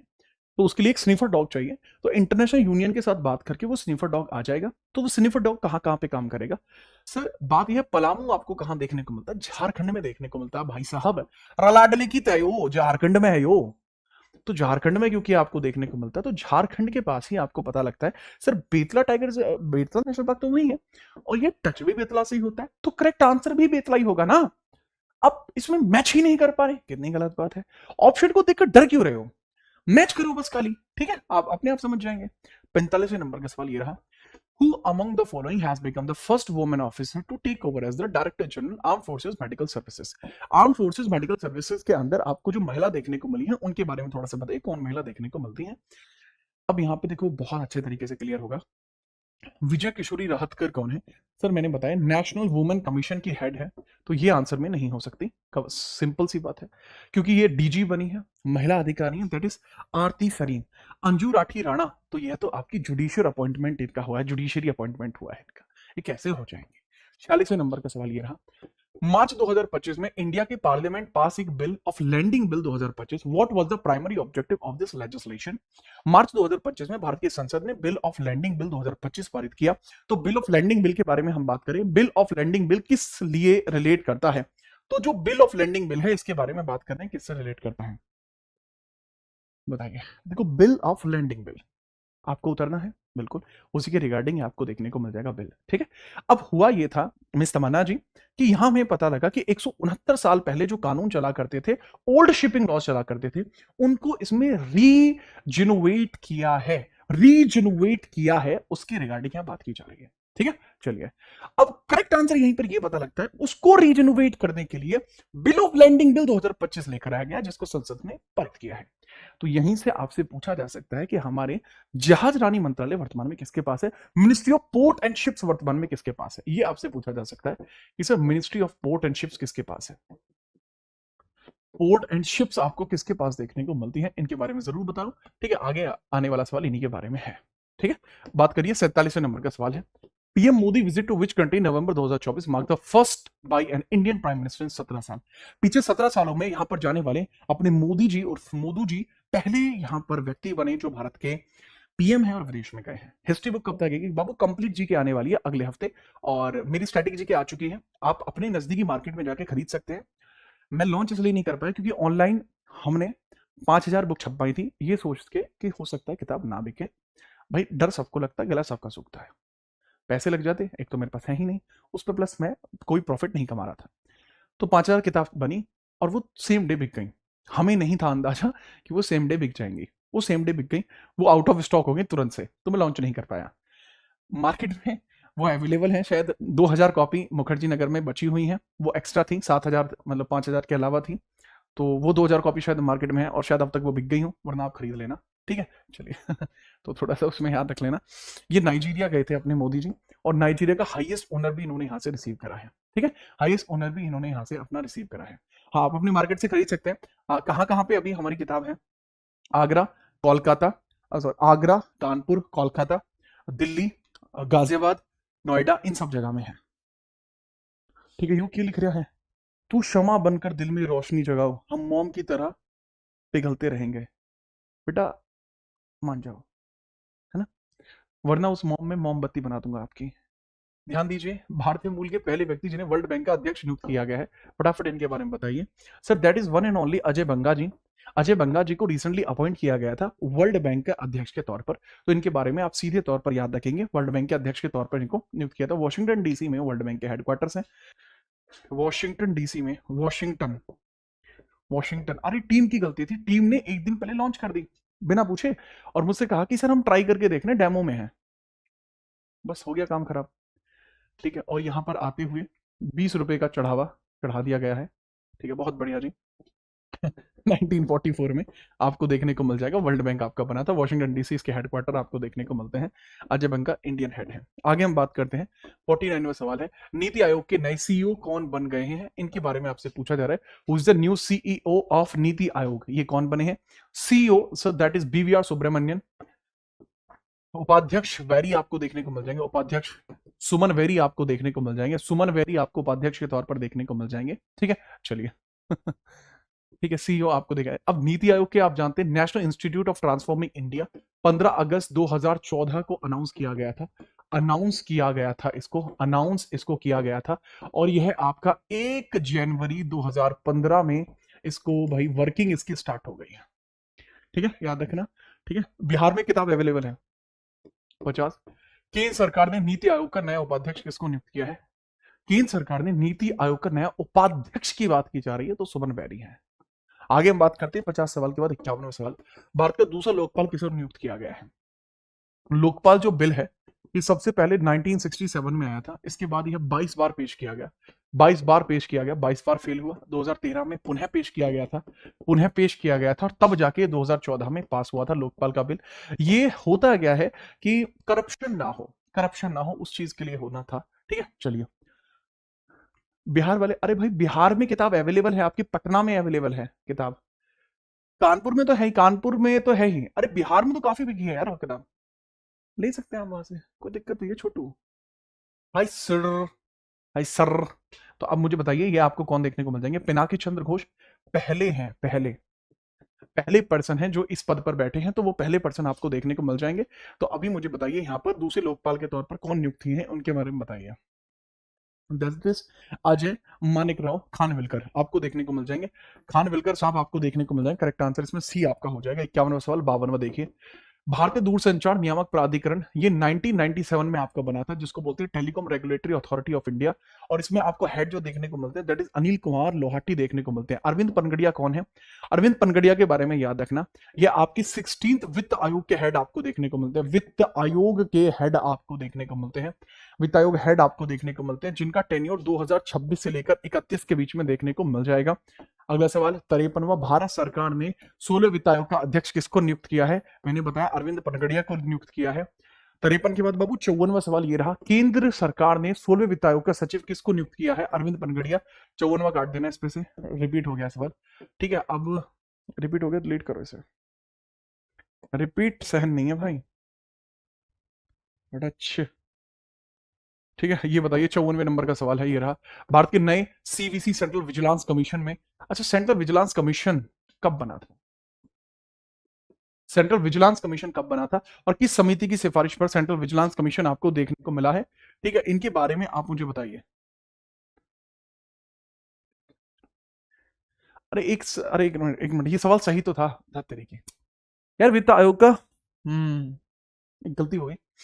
ऋतुराज अवस्थी कौन है? ये हमारे फाइनेंस मिनिस्ट्री के हेड है, फाइनेंस मिनिस्ट्री के हेड नहीं है ये, हमारे आपको जो देखने को मिल जाएंगे, जो वर्तमान में हमारा विधि आयोग है उसके हेड है, ये विधि आयोग के हेड है, ये विधि आयोग हेड है आपके, विधि आयोग हेड आपको देखने को मिल जाएंगे। ये दिक्कत ये हो गई है कि अभी जो सवाल गलती से मिट गया है उसके बारे में याद रखना। ऋत्विक रंजन पांडे हैं, क्योंकि वित्त आयोग सचिव थे वो। वित्त आयोग सचिव कौन थे? वित्त आयोग सचिव आप देख लेना, सचिव थे वो, ऋत्विक रंजन आपको देखने को मिलते हैं। ऋत्विक रंजन आपको देखने को मिल जाएंगे, ऋत्विक रंजन आपको देखने को मिल जाएंगे। ठीक है, याद रखना। आगे हम बात करते हैं, 54वां सवाल मैंने बता दिया। सीवीसी के तौर पर अभी आपको कौन देखने को मिल जाएंगे? जो सीवीसी हेड आपको देखने को मिल जाएंगे that is A S Rajiv. A S Rajiv आपको देखने को मिल जाएंगे, एएस राजीव आपको देखने को मिल जाएंगे। मैंने पूछा था कि सीवीसी आपका बना कब था? 1963 और 64 के मध्य इसको कॉन्स्टिट्यूट किया गया था सीवीसी को। ये सीबीआई के साथ ही बना था। सीबीआई इसलिए बना था कि कोई सरकारी आयोग इस प्रकार से कोई भी मतलब मैटर ना कर पाए, उसके लिए सीवीसी बना था, और सीबीआई बना था किसी भी विशेष मामले में कोई भी घोटाला ना हो। ठीक है, चलो। डेवू ले बाबू 55वें नंबर का सवाल आप मुझे बताएंगे। पूछा है कि राष्ट्रीय अनुसूचित जाति आयोग के अध्यक्ष का नाम क्या है, इनके बारे में मुझे बताइए। आपसे पूछा जा रहा है, ये किस आर्टिकल में देखने को मिलता है, ये भी आपसे बार बार पूछा जाता है। ठीक है सर, एक बच्चा कह रहा है सर पैट का करंट अफेयर करवा दो, अंकित अग्निहोत्री। पैट का करंट अफेयर कराने की आवश्यकता नहीं है क्योंकि वो मैं ऑलरेडी करा चुका हूं। पैट की प्लेलिस्ट पड़ी हुई है, जाके देख सकते हैं। करेक्ट आंसर इसमें बच्चे ये है बाबू, बुक एंड ऑथर की जो बच्चा कितना क्लास मांग रहा है, कृपया करके सर्च कर ले बुक एंड ऑथर बाय जीत राणा। सवाल ये रहा आपके सामने, national commission for scheduled caste की बात की जा रही है। यह किशोर मकवाना आपको देखने को मिलते हैं, किशोर मकवाना। इसके लिए आर्टिकल देखने को मिलता है 338 आर्टिकल आपको देखने को मिलता है, जो संविधान के भाग कौन से में देखने को मिलता है? संविधान के भाग 16वें में आपको ये देखने को मिलता है, 16th भाग में संविधान के में देखने को मिलता है। इनके बारे में सीधे तौर पर आप याद रखेंगे। ठीक है, आगे हम बात करते हैं 55वें सवाल के बाद 56वां सवाल। पूछा है कि BRO, hey bro, hey bro, BRO के हेड के बारे में पूछा गया। ब्रो के हेड आपको कौन देखने को मिले? ब्रो की स्थापना 1960 में होती है, न्यू दिल्ली इसके हेडक्वार्टर है। ब्रो के हेड के बारे में पूछा जा रहा है। लेफ्टिनेंट जनरल रघु श्रीनिवास आपको हेड देखने को मिल जाएंगे। रघु भाई को छेड़ना मत, लेफ्टिनेंट गवर्नर रघु श्रीनिवास आपको देखने को मिल जाएंगे। ब्रो की स्थापना 1960 में हुई थी। इसके हेडक्वार्टर आपको जो देखने को मिलते हैं, they are at New Delhi, जो इसके हेडक्वार्टर्स हैं। ठीक है, याद रखिएगा। 57वें नंबर का सवाल है, आरपीएफ के नए महानिदेशक के तौर पर किसको नियुक्त किया जा रहा है? Sir that is one and only Manoj Yadav ji आपको देखने को मिल जाएंगे। कि नाम नहीं बताया कभी गाड़ी रोक टोल पे, यारा की पहचान होवे कल्ले कल्ले नाम तय, कल्ली बस तू है जो नाम लेके बोले, नहीं बाकी सारे राव साहब का मैं तैयार थे। तो ऐसा इनका ऑरा है, बढ़िया आदमी है। ठीक है, 58वें नंबर का सवाल है। पूछा गया कि who inaugurated the national conference of environment in the new Delhi 29 मार्च। 29 मार्च में एक इनॉग्रेशन आपको यहां देखने को मिला था। तो पूछा यह जा रहा है किसके द्वारा यहां पर इनॉग्रेट किया गया था? तो ये कोई और नहीं बल्कि हमारी द्रौपदी मुर्मू जी हैं। एनवायरनमेंट से मुझे याद आया, एनवायरनमेंट डे कब मनाया जाता है? फटाफट मुझे इसके बारे में बता दीजिए, इसका डे आपको कब देखने को मिलता है? तब तक मैं कमेंटों के कुछ बच्चों के जवाब दे देता हूं। सर एसीआईओ के करंट अफेयर्स करा दो, उसके लिए एसीआईओ के लिए करंट अफेयर पर्याप्त है, आप पढ़ सकते हैं। अन्यथा की स्थिति में एसीआईओ के मैं नए करंट अफेयर करा दूंगा, उसमें सारे में स्टेटमेंट बेस रखूंगा। सर जी दूसरा है आर्यन सिंह का सवाल है। आर्यन ऑफलाइन का बच्चा है, काफी अच्छा पढ़ता है। तो आर्यू का जो जवाब है, आर्यू भाई मुझसे कहना चाहते हैं सर आपने बुक एंड ऑथर पे स्टैटिक जीके की थ्योरी रोक दी थी, उसको आगे करा दीजिए। आपकी बात मैंने सुन ली है, कल उस पर कार्रवाई हो जाएगी। आगे हम बात करते हैं 5 जून आपको एनवायरमेंट डे के तौर पर देखने को मिलता है, ऐसा एस्पिरेंट वर्ल्ड का कहना है और सुष्मिता का कहना है। और अब यहां पर एस्पिरेंट वर्ल्ड और सुष्मिता की बात को कैसे टाला जाए, इसलिए 5 जून इसमें करेक्ट आंसर हो जाएगा। आगे हम बात करते हैं, अगला सवाल देखते हैं। 59वां नंबर का सवाल है, आपसे पूछा जा रहा है which of the following event was a part of 15th national voters day celebration held in January 2025। आपको एक यहां पर देखने को मिला, एक फंक्शन देखने को मिला जो अभी सेलिब्रेट हुआ था, तो इसके बारे में ही आपसे पूछा जा रहा है। वोटर्स डे कब सेलिब्रेट किया जाता है? चलिए 25 जनवरी को किया जाता है। ठीक है, चलिए 25 जनवरी को नेशनल वोटर्स डे आपका किया जाता है। 25 ऑफ जैन को नेशनल वोटर्स डे के बारे में याद रखना, 25 जनवरी को ये रखा जाता है। और पूछा जाए तो इसमें याद रखना, presentation of the best electoral practices award, सर्वश्रेष्ठ निर्वाचन प्रथाओं के पुरस्कार का प्रस्तुतिकरण किया गया था। क्योंकि 25 जनवरी 1950 में आपके ECI election commission of India का गठन हुआ था, जो कि हमें आर्टिकल 324 में देखने को मिलता है। और इसी के बेसिस पर हमें पता लगता है कि इसके लिए सर्वश्रेष्ठ निर्वाचन प्रथाओं के पुरस्कार का प्रस्तुतिकरण किया गया था। ठीक है, इसके बारे में याद रखना।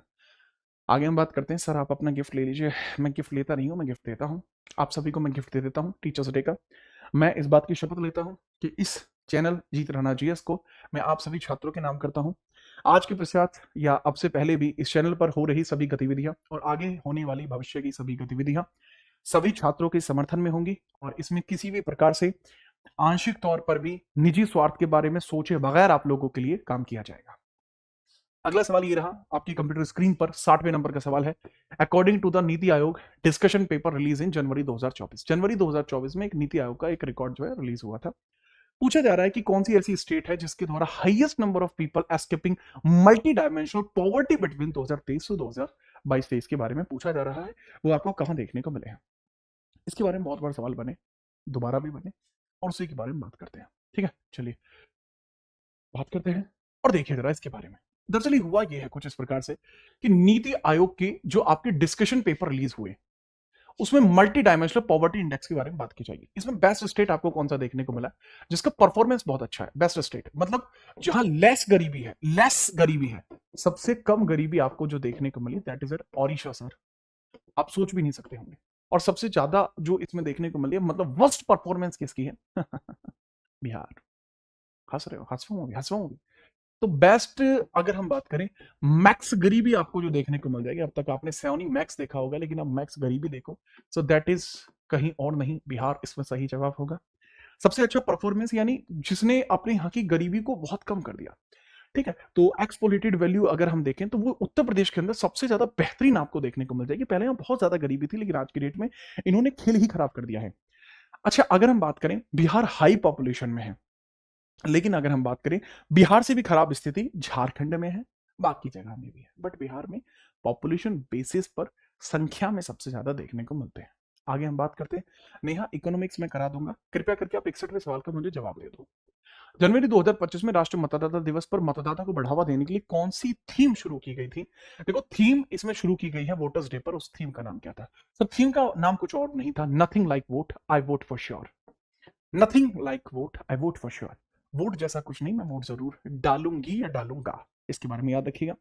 अगला सवाल ये रहा कंप्यूटर स्क्रीन पर, 62वें नंबर का सवाल है। सवाल आप मुझे फटाफट से बताइए, मई 2025 में जियो वर्ल्ड कन्वेंशन सेंटर मुंबई में कौन सा शिखर सम्मेलन आयोजित होने वाला है? इसके बारे में पूछा जा रहा है। मुंबई में कौन सा शिखर सम्मेलन आपका आयोजित होने वाला है? अब ये हो चुका है, अब ये हो चुका है भैया। आयोजन था वेव का, वेव का आंदोलन होना था, आयोजन होना था, वेव का आयोजन हो चुका है। वेव के आयोजन में किस देश को अलग से इनविटेशन भेजा गया था, ये मुझे बताइए।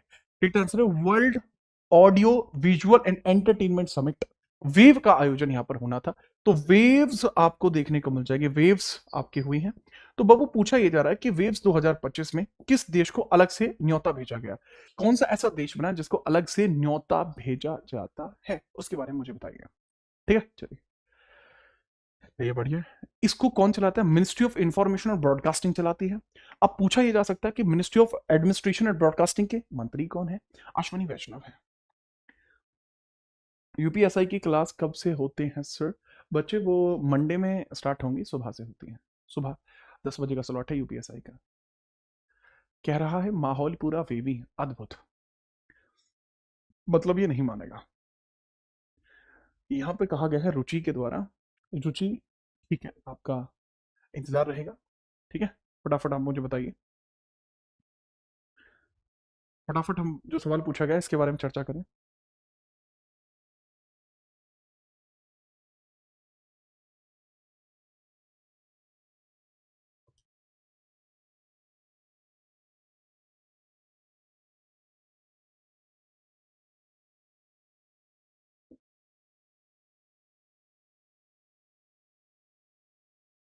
ठीक है, चलिए, ओके। हेलो हेलो, आ रही है आवाज? ठीक है। सौरभ भी क्लास में आ चुका है काफी लंबे टाइम के बाद, बहुत बढ़िया। नहीं बता पा रहे हैं, मतलब एक तो होता हालत खराब होना, एक हालत खस्ता हो जाना होता है। वैसे तो देखो वेव के अंदर 30 कंट्री आई थी, वैसे तो देखो वेव के अंदर 30 कंट्री आई थी, ठीक है, चलिए। वेव के अंदर वैसे तो आपको देखने को मिल जाएंगे 30 कंट्रीज आपको देखने को मिली हैं, बट पॉइंट यही है कि इंडिया ने किसको इनवाइट किया था, ये सवाल मैंने कल पूछा था आपसे। इंडिया इनवाइट किसको कर रहा है? इंडिया ने इनवाइट किया था चिली को, चिले को इंडिया ने इनवाइट किया था। जो बच्चे पूछ रहे थे टोटल सवाल कितने हैं, लगभग आपके 100 के आसपास के सवाल होंगे, थोड़े से सवाल और कर लेंगे, ठीक है, चलिए। आगे हम बात करते हैं 63वें नंबर का सवाल है, which of the following Sri Lankan city did PM Modi visited in the 2025 to pay tribute to the sacred जो है टेम्पल? एक बड़ा ही पवित्र सा मंदिर बनाया गया है, बड़ा ही पवित्र सा मंदिर बनाया गया है, उसके बारे में आपसे पूछा जा रहा है कि वो मंदिर को देखने के लिए पीएम मोदी गए हैं। तो वो अनुराधापुर में बनाया गया है जो श्रीलंका में है, और यहां पर जब ये गए थे तो यहां इनको श्रीलंका का सबसे बेहतरीन अवार्ड भी मिला था, ठीक है, याद रखना, जिसको मित्र भूषण कहा जाता है। तो श्रीलंका का जो मित्र भूषण अवार्ड है, जो मित्र भूषण अवार्ड है, वो किसको मिला है? वो वन एंड ओनली अपने मोदी जी को मिला है मित्र भूषण अवार्ड, तो इनके बारे में भी याद रखेंगे। अगला सवाल आपको देखने को मिल जाएगा, 64वें नंबर का सवाल है, फरवरी 2025 में which bank of India has announced 10 billion three year dollar per rupee swap auction? ये आरबीआई के द्वारा रुपी डॉलर ऑक्शन रखा गया है, 10 बिलियन डॉलर के 3 साल के डॉलर या रुपए का जो स्वैप है वो रखा गया है, जिसके अंदर नीलामी होगी और इसके अंदर स्वैप आपको देखने को मिल जाएगा। फटाफट से हम बात करते हैं आगे, ठीक है, बिना परेशानी के देखते रहेंगे। ये लीजिए 65वें नंबर का सवाल ये रहा, पूछा जा रहा है, जनवरी 2025 में आयोजित 16वें प्रवासी भारतीय दिवस सम्मेलन की थीम क्या थी? इसके बारे में मुझे बताइए।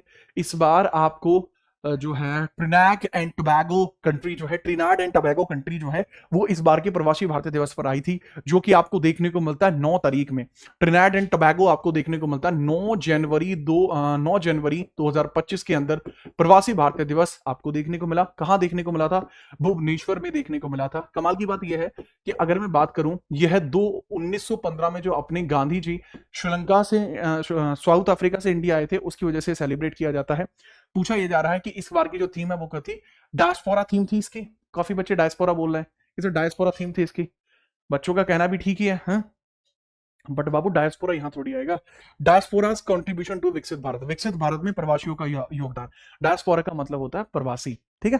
ट्रिनाड एंड टोबैगो, पोर्ट स्पेन उसकी कैपिटल है, करेंसी उसकी जो है ट्रिबैगो डॉलर आपको देखने को मिलती है। इंडिया में वो चीफ गेस्ट रहे हैं हमारे प्रवासी भारतीय दिवस पर, ठीक है, याद रखिए। पोर्ट ऑफ स्पेन, 66वें नंबर का सवाल है। 2025 में आईआईटी मद्रास में श्री एस रामकृष्णन, ठीक है, सर्वपल्ली राधाकृष्णन, सर्वपल्ली रामकृष्णन उत्कृष्टता केंद्र का उद्घाटन किसके द्वारा किया गया है? इसके बारे में आपसे पूछा जा रहा है, यह उद्घाटन किसके द्वारा किया गया है? बिना किसी परेशानी के बताइए। यह इसरो के अध्यक्ष के द्वारा किया गया है। इसरो के अध्यक्ष है, इसरो के अध्यक्ष के द्वारा यह किया गया है, सोमनाथ जी के द्वारा यह किया गया है। इसके बारे में थोड़ा सा आप याद रखना बिना किसी परेशानी के। आगे हम बात करते हैं। आपसे पूछा मई 2025 में भारत ने किस देश से आयातित 5 उत्पादों पर एंटी डोपिंग शुल्क लागू किया है? एंटी डोपिंग शुल्क लागू किया है, ये ऐसे बन सकता है या ऐसे बन सकता है, किस कंट्री के द्वारा इंडिया के ऊपर एक्सपोर्टिंग के ऊपर 25% टैरिफ लगाया गया है? 25% टैरिफ अमेरिका ने लगाया है। 25% टैरिफ की अगर बात आएगी, 25% टैरिफ की अगर बात आएगी, टैरिफ की अगर बात आएगी तो वो लगाया गया है बाय यूएसए, बाय यूएसए लगाया गया है। लेकिन इंडिया ने किसके ऊपर, इंडिया ने किसके ऊपर लगाया है? अगर चाइना इंडिया में कुछ भेजेगा तो उसमें से 5 पर एंटी डोपिंग शुल्क लगेगा, एक्स्ट्रा रुपए लगेंगे, चाइना पर लगाए हैं, ठीक है। प्रोडक्ट हैं इसके काफी सारे चाइना के। 68वां सवाल है, हिमालय नदी बेसिन में हिमपात अफवाह पूर्वानुमान को कार्य केंद्रित करने के लिए जल आयोग ने किसके साथ साझेदारी शुरू करी है? इसके बारे में आपसे पूछा जा रहा है।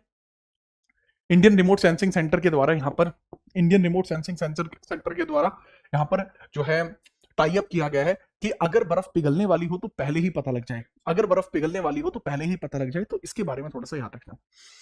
69वें नंबर का सवाल है, 2024 में ब्राजील में आयोजित G20 शिखर सम्मेलन की थीम आपको क्या देखने को मिली है? इसके बारे में थोड़ा सा आप बता देंगे, थीम आपको क्या देखने को मिली है, फटाफट इसके बारे में मुझे बताइए। ये हो गया G20 2024 हो चुका है। G20 2025 कहां पर होगा, इसके बारे में आपसे पूछा जा रहा है, फटाफट से बताइए, ठीक है। क्लास में एक बच्चा है जिसका नाम है पच रत्नौरा सचिन गुर्जर, कह रहे हैं कि सर मैं श्रीलंका से आपसे पढ़ रहा हूँ। कमाल की बात है, ठीक है। मुझे नहीं पता था कि श्रीलंका में भी सीजीएल होता है, तुम ध्यान नहीं देते यार, ठीक है। अच्छा मुझे बताओ, G20 समिट 2025 का कहां पर होना है? इसकी लोकेशन आप मुझे कृपया करके बताएं। इस बार की थीम तो चलो मैं बता देता हूं, building A just world and A sustainable planet.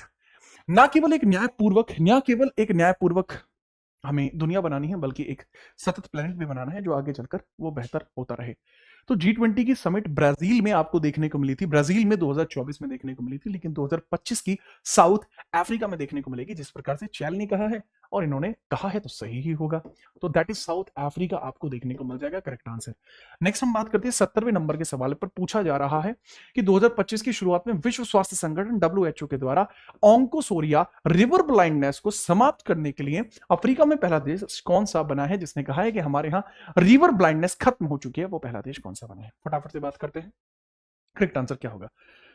देखो इसको बोलते हैं नाइजर। नाइजर ने कसम खाई है कि हमारे यहाँ रिवर ब्लाइंडनेस खत्म हो गई है। आपसे सवाल पूछा जा सकता है कि अभी रिसेंटली अमेरिका किस संगठन से बाहर होने का निर्णय ले चुका है?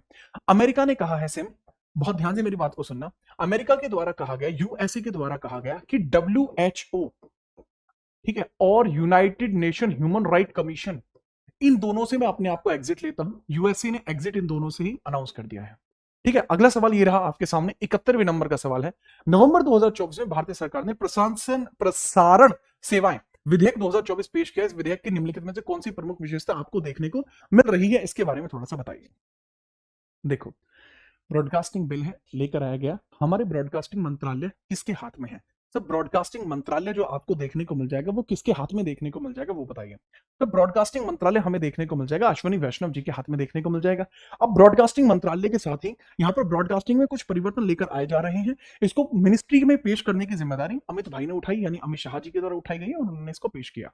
ठीक है, चलिए डुग्गू फटाफट से इसमें आप बताएंगे कि जो नवंबर 2024 में इंडियन गवर्नमेंट इंट्रोड्यूस करती है ब्रॉडकास्टिंग सर्विस रेगुलेशन बिल, तो उसमें से कौन सा की फीचर इसका है। Exemption of OTT platform from any regulatory oversight. OTT platform को किसी भी नियामक रेगुलेटरी से छूट है, बिल्कुल छूट उनको नहीं है, ये ओटीटी पर भी लागू करेंगे। ठीक है, नेक्स्ट है उपग्रह टेलीविजन चैनलों का पूर्ण नियामन मुक्ति होगी। Satellite television channel completely regulate होंगे, बिल्कुल नहीं, वो भी रेगुलेट होंगे। Abolishment of the cable television regulatory act without replacement, ऐसा बिल्कुल भी नहीं है, उसको हम बिल्कुल खत्म नहीं कर रहे हैं, उसके अंदर तो हम परिवर्तन कर रहे हैं। Mandatory registration of digital news broadcaster and content creator, बिल्कुल जी हाँ। अगर कोई YouTube के ऊपर भी न्यूज कैटेगरी में वीडियो डालता है तो उसको पहले सरकार के पास अपने आप को रजिस्टर कराना होगा और कुछ शर्तों के दायरे में रहते हुए ही उसको काम करना होगा। ठीक है, चलिए आगे हम बात करते हैं। देखिए 72वें नंबर का सवाल है, आगे हम बात करते हैं। What is the capital expenditure allocated for Indian railways in the financial year 2024-25। 2024-25 में कितना कैपिटल एक्सपेंडिचर रखा गया रेलवेज के लिए। तो 2.62 लाख करोड़ रुपए का रखा गया है कि इतना जो है पूंजीगत व्यय है, यानी इतना रुपया हम लगाएंगे रेलवेज के अंदर और रेलवे को हम डेवलप करेंगे, रेलवे को हम डेवलप करेंगे। आगे हम देखते हैं। ठीक है, देखो मैं एक वाकई में अच्छा आदमी हूं। मैं आपको ये बता दूं, अगर आपका कल पैट का एग्जामिनेशन है और आप रास्ते में नहीं जा रहे हैं, ठीक है, आप रास्ते में नहीं जा रहे, हम घर पे हैं, कृपया करके आप आराम करिए, इस क्लास को आप रिकॉर्डेड देख लेना। मैं इस क्लास को कंप्लीट कराऊंगा, आप इस क्लास को रिकॉर्डेड देख लेना। अगर आपका पैट का एग्जामिनेशन कल है, आप अपने पेपर पे ध्यान दीजिए। मैं तो क्लास लेता रहूंगा, आप अपने पेपर को खराब मत करो, आराम करो, ठीक है, रेस्ट करो। मैं क्लास को कंटिन्यू कर रहा हूँ सीजीएल के एस्पिरेंट्स के लिए, या बाकी जिसका एसएससी का कोई और पेपर है तो आप पढ़ लीजिए। ठीक है, बहुत मैं ये अनाउंसमेंट मैंने इसलिए करा है ताकि आपका कल का दिन खराब ना हो। ठीक है, मैं बिल्कुल इस बात पे बुरा नहीं मानूंगा। आगे हम बात करते हैं 73वें नंबर का सवाल है। चलिए, मेरे लिए व्यूज से ज्यादा जरूरी है कि आपका सिलेक्शन हो। ठीक है, चलो आगे हम बात कर रहे हैं। कंप्यूटर की क्लासेस कल से रिकॉर्डेड आनी शुरू होंगी। देखिए यहां पर सवाल पूछा गया 2024 में हरियाणा विधानसभा चुनावों के संदर्भ में कौन सा कथन सही है, कौन सा कथन सही नहीं है, इसके बारे में बात की जा रही है। फटाफट इसके बारे में थोड़ा सा बताइए। चलो, हरियाणा विधानसभा चुनाव के संदर्भ में निम्नलिखित में से कौन सा कथन। बीजेपी ने स्पष्ट बहुमत के साथ, ठीक है, सत्ता बरकरार रखी। पहले आपके अपने खट्टर साहब थे, अभी खट्टर साहब के बाद आपको नायब सिंह सैनी देखने को मिल रहे हैं। ठीक है, चलिए, और सभी बच्चों को बेस्ट ऑफ लक, अच्छे से अपना पेपर देके आना। ठीक है, बाकी लोग यहाँ ध्यान दो। ठीक है, चलिए, बीजेपी ने 2019 विधानसभा की तुलना में अपनी सीट बढ़ाई है। हाँ, बीजेपी ने सीट बढ़ाई है। कांग्रेस ने 2019 चुनावों की तुलना में अपनी सीट कम करी है। नहीं जी, कांग्रेस ने भी इस बार सीट बढ़ाई है, ये स्टेटमेंट रॉन्ग हो जाएगा। बीजेपी और कांग्रेस के बीच वोट शेयर का अंतर कम था, 39.94 बीजेपी ने कमाई, जबकि 39.09 कांग्रेस ने हासिल की। परफेक्ट है स्टेटमेंट, पहला दूसरा चौथा करेक्ट हो जाएगा। ये स्टेटमेंट बहुत बीच का अंतर था। ठीक है, याद रखिए। आगे हम बात करते हैं 74वें नंबर का सवाल है। फरवरी 2025 में किस अंतरराष्ट्रीय संगठन ने अफ्रीकी संघ के साथ महाद्वीप पर टीका निर्माण को बढ़ावा देने के लिए रणनीतिक साझेदारी पर हस्ताक्षर करे हैं। रणनीतिक साझेदारी पर यहां हस्ताक्षर किसके द्वारा करे गए हैं उसके बारे में पूछा जा रहा है। Sir ji, Gavi, general assembly on vaccination, general assembly on vaccination international, ये वैक्सीन अलायंस है जिसके ऊपर सिग्नेचर किए गए हैं, जिसके ऊपर सिग्नेचर किए गए हैं यूरोपियन अफ्रीकन यूनियन के द्वारा। अफ्रीकन यूनियन अभी रिसेंट में एक अन्य समूह के साथ भी जुड़ा था। अफ्रीकन यूनियन अभी रिसेंटली किसके साथ जुड़ा था वो भी बता दीजिए। सर G20 में रिसेंटली अभी एंट्री जो हुई थी वो किसके द्वारा की गई थी। सर जी, वह अफ्रीका संघ ने G20 में भी अपनी शिरकत दी थी। ठीक है, चलिए 75वें नंबर का सवाल है आपके समक्ष ये रहा। Which Indian state became the first to establish senior citizen commission in March 2025। Senior citizen commission बनाई गई है 2025 के अंदर, मार्च के महीने में वो किसने बनाई है। देखो हमारे यहाँ क्या है, नेशनल वुमेन कमीशन है, नेशनल ह्यूमन राइट कमीशन है। ठीक है, चलिए तो बहुत ध्यान से समझिए। वो केरला में आपको देखने को मिलता है कि केरला के अंदर सीनियर सिटीजन को लेकर भी एक कमीशन क्रिएट की गई है मार्च 2025 के अंदर। सीनियर सिटीजन के लिए कमीशन है जो केरल में बनाई गई है, इसके लिए याद रखना। केरल के अंदर अभी वर्तमान में आपको पिन्नारी विजयन देखने को मिलते हैं, पिन्नारी विजयन देखने को मिलते हैं जो यहाँ के सीएम है। विजयन आपको देखने को मिलते हैं जो यहाँ के सीएम है। इनके बारे में थोड़ा सा याद रहना, भूल मत जाना इनके बारे में। ठीक है, 76वें नंबर का सवाल ये रहा, पूछा जा रहा है what was the estimated capital expenditure of ministry of road transport and highway in India for the financial year. देखो 2.62 मैंने बताया था, 2.62 लाख करोड़ जो है, लाख करोड़ जो है वो कैपिटल एक्सपेंडिचर किसका है सर? वो रेलवेज का कैपिटल एक्सपेंडिचर है। रेलवे इस बार अपना कैपिटल एक्सपेंडिचर इतना रखने वाला है, उससे डेवलपमेंट होगा, रेलवे में सुधार आएगा। लेकिन अगर हम बात करें सड़क परिवहन मंत्रालय में कितना आपको देखने को मिलता है सर? इससे 10 ज्यादा 2.72 लाख करोड़ आपको देखने को मिल जाएगा। रेल के बाद हमारे जो ट्रक मंत्रालय है, सड़क परिवहन राजमार्ग मंत्रालय, इसके मंत्री कौन है? रेलवे मंत्री हमारे कौन है सर? अश्विनी वैष्णव है। और राजमार्ग मंत्री हमारे कौन आपको देखने को मिलते हैं? दैट इज नितिन गडकरी आपको देखने को मिल जाते हैं। 77वां नंबर का सवाल है, 2024 में वैश्विक नवाचार सूचकांक में, ग्लोबल इनोवेशन इंडेक्स में किस संगठन ने भारत को 133वीं अर्थव्यवस्था में 39वें स्थान पर रखा, जो मध्य और दक्षिणी देशों में इसका नेतृत्व करती है? पूछा जा रहा है कि जो इनोवेशन इंडेक्स आपको देखने को मिलती है वह किसके द्वारा जारी की जाती है सर? दैट इज बाई वीपो। और इसमें टॉप पर यूएसए को बताती है, हमेशा से ये टॉप पर यूएसए को बताती है, इसके हेडक्वार्टर भी यूएसए में ही देखने को मिलते हैं। वर्ल्ड इंटेलेक्चुअल प्रॉपर्टी ऑर्गेनाइजेशन आपको देखने को मिलती है, ठीक है, याद रखिएगा। आगे हम बात करते हैं 78वें नंबर का सवाल। पूछा गया है, in the journal gender inequality index 2022 what was the did India achieve in 193 country? अब कुछ बच्चे सोचेंगे कि सर का दिमाग लग रहा है चल गया है, क्योंकि सर तो पूछ रहे हैं 2022 के जेंडर गैप इंडेक्स के बारे में। क्या सर अपडेटेड नहीं है? सर को 2025 नहीं पूछना चाहिए? कमाल की बात है। तो सर को आखिरकार ऐसा क्या हुआ कि सर ने हाँ 2022 के बारे में पूछा? कमाल है, बता देता हूं। हुआ ये कि ये सवाल आपके एनटीपीसी ग्रेजुएट लेवल में आया, और यही समझाने के लिए मैं आपको बता दूं ये प्रीवियस ईयर क्वेश्चन है। कब आया था? 2025 में आया था, अभी रिसेंटली आपके कुछ महीने पहले एग्जाम हुआ था, इसी वजह से मैंने यहां पर रखा। तो मैं सिर्फ इतना आपको बताना चाहता हूं कि इस प्रकार के क्वेश्चन भी आएंगे, आपको उससे घबराना नहीं है। रैंक जो आपको देखने को मिली है वो 108 देखने को मिली थी, क्योंकि उस दौरान की बात की जा रही है। उस दौरान जो रैंक आपको देखने को मिली थी वो 108 देखने को मिली थी, लेकिन वर्तमान में 2025 में इसकी रैंक कितनी है उसके बारे में बताइए, ठीक है? चलिए मिथिलेश, इस प्रकार से आप किसी को क्यों बेचारे का नाम खराब कर रहे हैं? अच्छा 2025 में रैंक की हम बात करें तो उनके बारे में मुझे बताइए कि जेंडर इनइक्वालिटी इंडेक्स में 2025 में रैंक कितनी इंडिया को देखने को मिली है? बहुत बढ़िया सर। आर्टिकल 35 के बारे में बता दीजिए। यार देखो 35 के बारे में ये बताया गया है कि फंडामेंटल राइट्स के अंदर कोई भी अगर चेंज करना है तो वो सब्जेक्ट ऑफ पार्लियामेंट होगा। That is article 35, that's it, ठीक है? तो जेंडर गैप इंडेक्स के बारे में आपसे पूछा जा रहा है, जेंडर इनइक्वालिटी इंडेक्स के बारे में आपसे पूछा जा रहा है, what is the rank of India in gender inequality index in 2025? बिना परेशानी के मुझे बता दीजिए इंडिया की जेंडर गैप इंडेक्स आपको कितना देखने को मिल रहा है? देखो पहले 193 देश थे, अब देशों की संख्या कम हो गई है, अब केवल 148 देश ही इसमें शामिल हो रहे हैं। जिस 148 देशों के अंदर से इंडिया 131 में आता है, 131 ऑफ 148। आगे बढ़ रहा हूं, सवाल नंबर 79। 2025 में एम्स दिल्ली में सृजनम एक बायोमेडिकल कचरा रूपांतरण प्रणाली का उद्घाटन है, यह कहां पर किया गया है इसके बारे में आप मुझे बताइए। सृजनम का उद्घाटन कहां पर किया गया है और इसके बारे में बता लेते हैं। सर ये union of science and technology के द्वारा किया गया है, union minister of science and technology के द्वारा यह जो आयोजन है यह किया गया है। इसके बारे में आप सीधे तौर पर याद रखेंगे, कोई समस्या आपको इसके बारे में नहीं आनी चाहिए, ठीक है? कोई समस्या इसके बारे में आपको नहीं आनी चाहिए। 80वें नंबर का सवाल है, वित्त मंत्रालय ने प्रधानमंत्री मुद्रा योजना की ऋण सीमा को कितने रुपए तक बढ़ाया है? अच्छा सवाल है, मुझे अच्छा लगा है। दरअसल पहले क्या होता था, जो मुद्रा योजना थी ये छोटे उद्योगों के लिए है, वो एग्रीकल्चर में हो सकते हैं, इंडस्ट्री में हो सकते हैं, एजुकेशन में हो सकते हैं, किसी भी केस में हो सकते हैं। अब उस केस में क्या हो जाता है वो समझिएगा आप। उस केस में आपको देखने को मिलता है कि पहले ना आपको 50,000 तक का शिशु, तरुण, किशोर, किशोर प्लस हो गया है अब, और क्योंकि किशोर प्लस हो गया तो वो 20 लाख हो चुका है। पहले मैंने बताया कि बच्चे क्या होता था, शिशु, तरुण, किशोर होता था, अभी क्या उसको 20 लाख तक कर दिया गया है। तो इसमें अब 3 कैटेगरी ना हो गई, कैटेगरी 4 हो गई है, ठीक है? आगे हम बात करते हैं 81वें नंबर का सवाल। पूछा गया है, what is the key feature of Vizhinjam international port inaugurated by PM Modi in Kerala? PM भाई जी ने यहां पर केरला के अंदर, नहीं शिशु, किशोर, तरुण होता था, तरुण प्लस होता है, मैंने बोलने में गलती कर दिया। शिशु मुझे अभी एकदम से रियलाइज हुआ, किशोर और तरुण होता है, और तरुण होता है, और अभी जो रिसेंटली आया वो तरुण प्लस आ गया है, ठीक है? मैंने बोलने में मिस्टेक कर दिया, तरुण को पहले ले लिया था ना मैंने, तरुण प्लस जाएगा 20 खोखे तक। 81वें सवाल मुझे बताइए, मैंने पूछा कि किस बंदरगाह की विशेषता है जिसका उद्घाटन पीएम मोदी ने केरला में किया है? तो पीएम मोदी ने यहां पर केरला में इसका उद्घाटन किया है, इसके बारे में आप मुझे बताएंगे। देखो अच्छा, भारत में टोटल बंदरगाह कितने हैं, इंडिया में टोटल बंदरगाह कितने हैं? टोटल पोर्ट बताओ चलो। बस मैं एक बात बताना चाहूंगा कि जिसको आप मन में सोचते हो कि वो उनका है, वो तेरा है।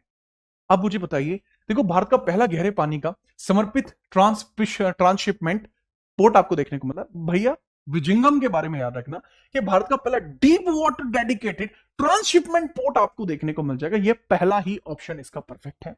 अब मैंने पूछा कि इंडिया के अंदर टोटल पोर्ट आपको, मेजर पोर्ट आपको कितने देखने को मिलते हैं? फटाफट से, फटाफट से आ जाओ।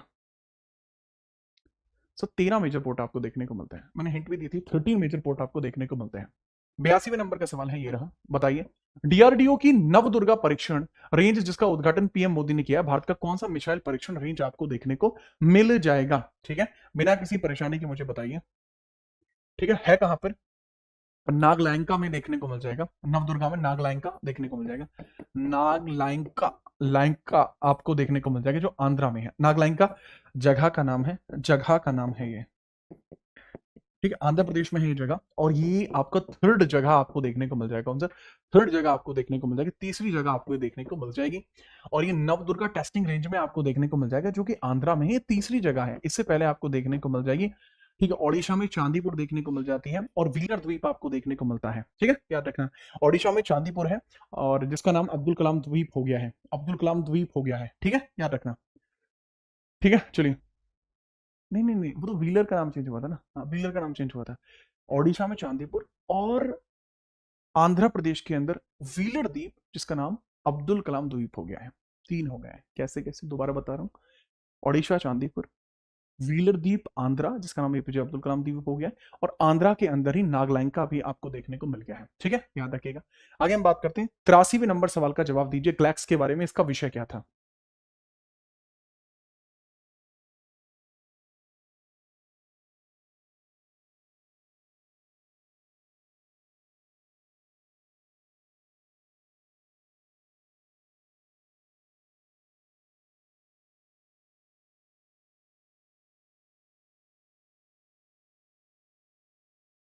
चलिए भाई जी, चलो थीम हम देखते हैं, थीम क्या थी? नई दुनिया तक पहुंचना, ये थीम आपको देखने को मिलती है। डेविल भाई, थीम क्या थी? नई दुनिया तक पहुंचना थीम थी। सवाल नंबर कौन सा है? जैसा मैंने बताया 83rd नंबर का सवाल है, 83वें नंबर का सवाल है। नई दुनिया तक पहुंचना थीम है। थीम कौन सी थी? नई दुनिया तक पहुंचना, थीम यही थी, नई दुनिया तक पहुंचना, नई दुनिया तक पहुंचना, नई दुनिया तक पहुंचना, ये थीम थी। ठीक है बच्चे, नई दुनिया तक पहुंचना इसकी थीम आपको देखने को मिल जाएगी। कमाल की बात यह है कि कहीं लिखा है क्या? नई दुनिया तक पहुंचना थीम ये रही। 12वें नंबर का गैलेक्स था ये, न्यू दिल्ली में आपको देखने को मिला था। बात खत्म हुई, बात खत्म हुई, खेल खत्म, पैसा हजम। ये लीजिए अगला सवाल। डेविल मेरे भाई, 84वें सवाल का जवाब दो। पूर्वोत्तर भारत का पहला भूतापीय उत्पादन कुआं कहां खोदा गया है? पूर्वोत्तर भारत का पहला भूतापीय जो खोदा गया है, यह आपका कहां खोदा गया है? बहुत सा आसान हो जाएगा, इसमें कोई टेंशन नहीं है। ठीक है, देखो ऑप्शन इसमें 4 आपको देखने को मिल रहा है। पूछा जा रहा है कहां भूतापी खोदा गया। दरअसली हीट से बिजली बनाना, ठीक है, हीट से बिजली बनाना आपको देखने को मिलते हैं। ठीक है, तो ये अरुणाचल प्रदेश में आपको देखने को मिल रहा है, और अरुणाचल प्रदेश में पूर्वोत्तर भारत का पहला भूतापीय उत्पादन कुआं खोदा गया है। इसके जो सीएम आपको देखने को मिलते हैं, that is Pema Khandu, that is Pema Khandu आपको देखने को मिलते हैं। पेमा खांडू आपको देखने को मिल जाते हैं। ठीक है, याद रखेगा। 85वें सवाल के बारे में बात करते हैं। ऑपरेशन सिंदूर में भारत ने कितनी जगहों को निशाना बनाया, और इस ऑपरेशन में किन की प्रमुख भूमिका आपको देखने को मिलती है? तो ये तो अच्छा है, ये अच्छा सवाल आपको देखने को मिल रहा है। ठीक है, कितने स्थानों को निशाना बनाया? मेरा मानना है कि 9 स्थानों को निशाना बनाया। कर्नल सोफिया कुरैशी और विंग कमांडर व्योमिका सिंह, इनकी प्रमुख भूमिका आपने देखी। कमाल का काम है कि इनके द्वारा यहां पर यह किया गया था। ठीक है, अच्छा इसमें आप समझना, पाकिस्तान ने इसका जवाब बनियान मारसूरा, बनियान मारसूरा मिशन चलाया था। बनियान मारसूरा, मरसूरा मिशन चलाया था। बनियान मारसूरा मिशन किसका था? ये पाकिस्तान ने जवाबी कार्रवाई करी थी। पाकिस्तान का रेस्पॉन्स ये था, पाकिस्तान का रिप्लाई था। पाकिस्तान रिप्लाई क्या था? बनियान मारसूरा मिशन। ठीक है, तो इसके बारे में थोड़ा सा याद रखना। ठीक है, चलिए, चलो भाई डेबू ले, मेरे भाई डिब्बे ले। 86वां प्रोजेक्ट चीता के तहत चीतों को किस अभ्यारण्य में स्थानांतरित किया गया है? प्रोजेक्ट चीता आपको देखने को मिलता है। इसका नाम क्या है? प्रोजेक्ट चीता इसका नाम है। पूछा गया है कि यहां पर कितने चीते आपको आए हैं। ठीक है, फटाफट से बताइए। ठीक है, चलिए, बिना किसी परेशानी के। हुआ क्या है वो मैं बताता हूं। देखो क्यूलो नेशनल पार्क के अंदर 26 चीताज आपको देखने को मिल रहे थे। अब इन 26 के 26 चीताओं को ट्रांसफर कर दिया गया है राजीव गांधी सागर वन्यजीव अभ्यारण्य में। कहा? राजीव गांधी सागर अभ्यारण्य के अंदर इनको फेंक दिया गया है, ठीक है, मतलब भेज दिया गया है, ट्रांसफर कर दिया गया है, ठीक है। और ऐसा इसलिए किया गया है क्योंकि आईबीसीए का ऐसा कहना था। तो international big cat association, international big cat association, big cat association, जिसके हेडक्वार्टर दिल्ली में देखने को मिलते हैं, हेडक्वार्टर दिल्ली में देखने को मिलते हैं, इसका ही ये कहना था कि हमें इसके बारे में थोड़ा सा ध्यान देना चाहिए और इसके ऊपर हमें थोड़ा समझना चाहिए, ठीक है। चलिए, एसोसिएशन नहीं, अलायंस है, इंटरनेशनल बिग कैट अलायंस, क्योंकि ये अलायंस है, हाँ, ठीक है। इसके हेडक्वार्टर न्यू दिल्ली में आपको देखने को मिलता है, इसी के द्वारा ऐसा कहा जाना था, ठीक है। चलिए, इमरजेंसी नाम से एक बच्चा आया हुआ है क्लास में। पीएम मोदी ने गुजरात के दाहोद कारखाने को किस मालवाहक इंजन का शुभारंभ किया है? यहां से कौन से मालवाहक इंजन का शुभारंभ किया गया है? तो that is basically D9 9000 horse power, D9 9000 horse power का यहां पर उद्घाटन किया गया है। बिना परेशानी की बात करते हैं। सीबीआई का ऑपरेशन हॉक का मुख्य उद्देश्य क्या है? ऑनलाइन बाल यौन शोषण के अपराधियों की पहचान करना। बिल्कुल करेक्ट है। ऑपरेशन हॉक का काम यही है कि जो ऑनलाइन आइडेंटिफाई कर रहे हैं, जो बच्चों के साथ यौन शोषण करने की कोशिश कर रहे हैं, जो सेक्सुअल अब्यूज करने की कोशिश कर रहे हैं। अच्छा, यहाँ सीबीआई के द्वारा एक भारत पोल भी शुरू किया गया है, भारत पोल भी शुरू किया गया है, जो इंटरपोल के साथ मिलकर शुरू किया गया। एमओयू किसके साथ साइन करा था? इंटरपोल के साथ एमओयू इसने साइन करा था, तभी जाकर आपका भारत पोल बन पाया, तभी जाके आपका भारत पोल बन पाया। आगे हम बात करते हैं। 89वां सवाल है, रक्षा मंत्रालय ने 2025 को क्या घोषित किया और संयुक्त राष्ट्र ने 2025 को क्या नाम दिया? आपने देखा कि रक्षा मंत्रालय ने 2025 को कुछ घोषित किया था, उसको क्या कुछ नाम यहां पर दिया गया है, उसके बारे में हम बात करते हैं। डिफेंस रिफॉर्म ईयर और क्वांटम ईयर। फटाफट, रक्षा मंत्रालय ने 2025 को क्या घोषित किया था? रक्षा सुधार वर्ष इन्होंने घोषित किया था। बट संयुक्त राष्ट्र ने 2025 को क्या घोषित किया? इन्होंने इसको क्वांटम ईयर घोषित किया। मुझे ऐसा लगता है कि आप दोनों ही बातों में दिमाग लगा पाए होंगे। मैंने आपसे ये कहा था कि भैया जी, संयुक्त राष्ट्र ने 2025 को क्वांटम ईयर घोषित किया है और यहां पर रक्षा मंत्रालय ने 2025 को डिफेंस रिफॉर्म ईयर घोषित किया है। क्या आप समझ पाए? शाबाश। 90वां नंबर का सवाल है, भारतीय वायुसेना ने जगुआर लड़ाकू जेट स्क्वाड्रन में स्थायी रूप से नियुक्त होने वाली पहली महिला भारतीय पायलट आपको कौन देखने को मिले? कमाल की बात है, मेरठ की रहने वाली है, कमाल की बात है, ये मेरठ की रहने वाली है, पहली महिला पायलट बन चुकी है जो जगुआर फाइटर जेट को चला रही है। क्या मैं इनको जानता हूं? पूनिया है ये, पूनिया है ये, पूनिया ही थी नहीं? हाँ, पूनिया हमारे यहाँ होता है, बहुत सारा होता है, जैसे हमारा है, पूनिया है ये। तो ये आपको देखने को मिलती है, फ्लाइंग ऑफिसर तनुष्का सिंह पूनिया। तनुष्का आपको देखने को मिल जाएगी, नाम भी अच्छा है, काम भी इनका अच्छा है, तो इनके बारे में सीधे तौर पर याद रखेंगे। दैट इज तनुष्का सिंह आपको देखने को मिल जाएंगे, जो हमारे यूपी मेरठ से हैं। आगे हम बात करते हैं 91वें नंबर का सवाल है, ग्रामीण भारत महोत्सव 2025 का उद्घाटन कहाँ हुआ और इसका ध्येय आपको क्या देखने को मिल जाएगा बिना किसी परेशानी के? गांव बढ़े तो देश बढ़े, बस यही एक फरमान है। गांधी जी ये कहते हैं कि आर्टिकल 40 का काम जिला पंचायत का निर्माण है। तो कमाल की बात आपको देखने को मिल जाएगा कि यहां पे आपको पता लग रहा है, ये न्यू दिल्ली में स्टार्ट हुआ था। गांव बढ़े तो देश बढ़े, गांव बढ़े तो देश बढ़े, ये न्यू दिल्ली में आपको देखने को मिल जाएगा, ग्रामीण भारत महोत्सव है। अच्छा, रूरल आईपीएल इस बार कहां शुरू होने थे? रूरल आईपीएल के बारे में भी कई बार चर्चा की जा सकती है सर, वो बिहार के राजगीर में होना था, वो बिहार के राजगीर में आपको देखने को मिल जाएगा, राजगीर में होना था रूरल आईपीएल। क्लियर है? अब आईएसपीएल जो इंडियन सुपर लीग होनी थी, फुटबॉल की थी, वो भी राजकीय बिहार में ही होनी थी, ठीक है। चलिए, नेक्स्ट हम बात करते हैं, 92वें नंबर का सवाल है, 7 महाद्वीपों की सबसे ऊंची चोटियों पर चढ़ने वाली सबसे कम उम्र की जो महिला आपको देखने को मिलती है, इनके बारे में हम बात करेंगे। जो 7 महाद्वीपों की सबसे ऊंची चोटी पर चढ़ी है, इनका नाम आपको क्या देखने को मिल जाएगा? सर, इनका नाम है Kamya Karthikeyan.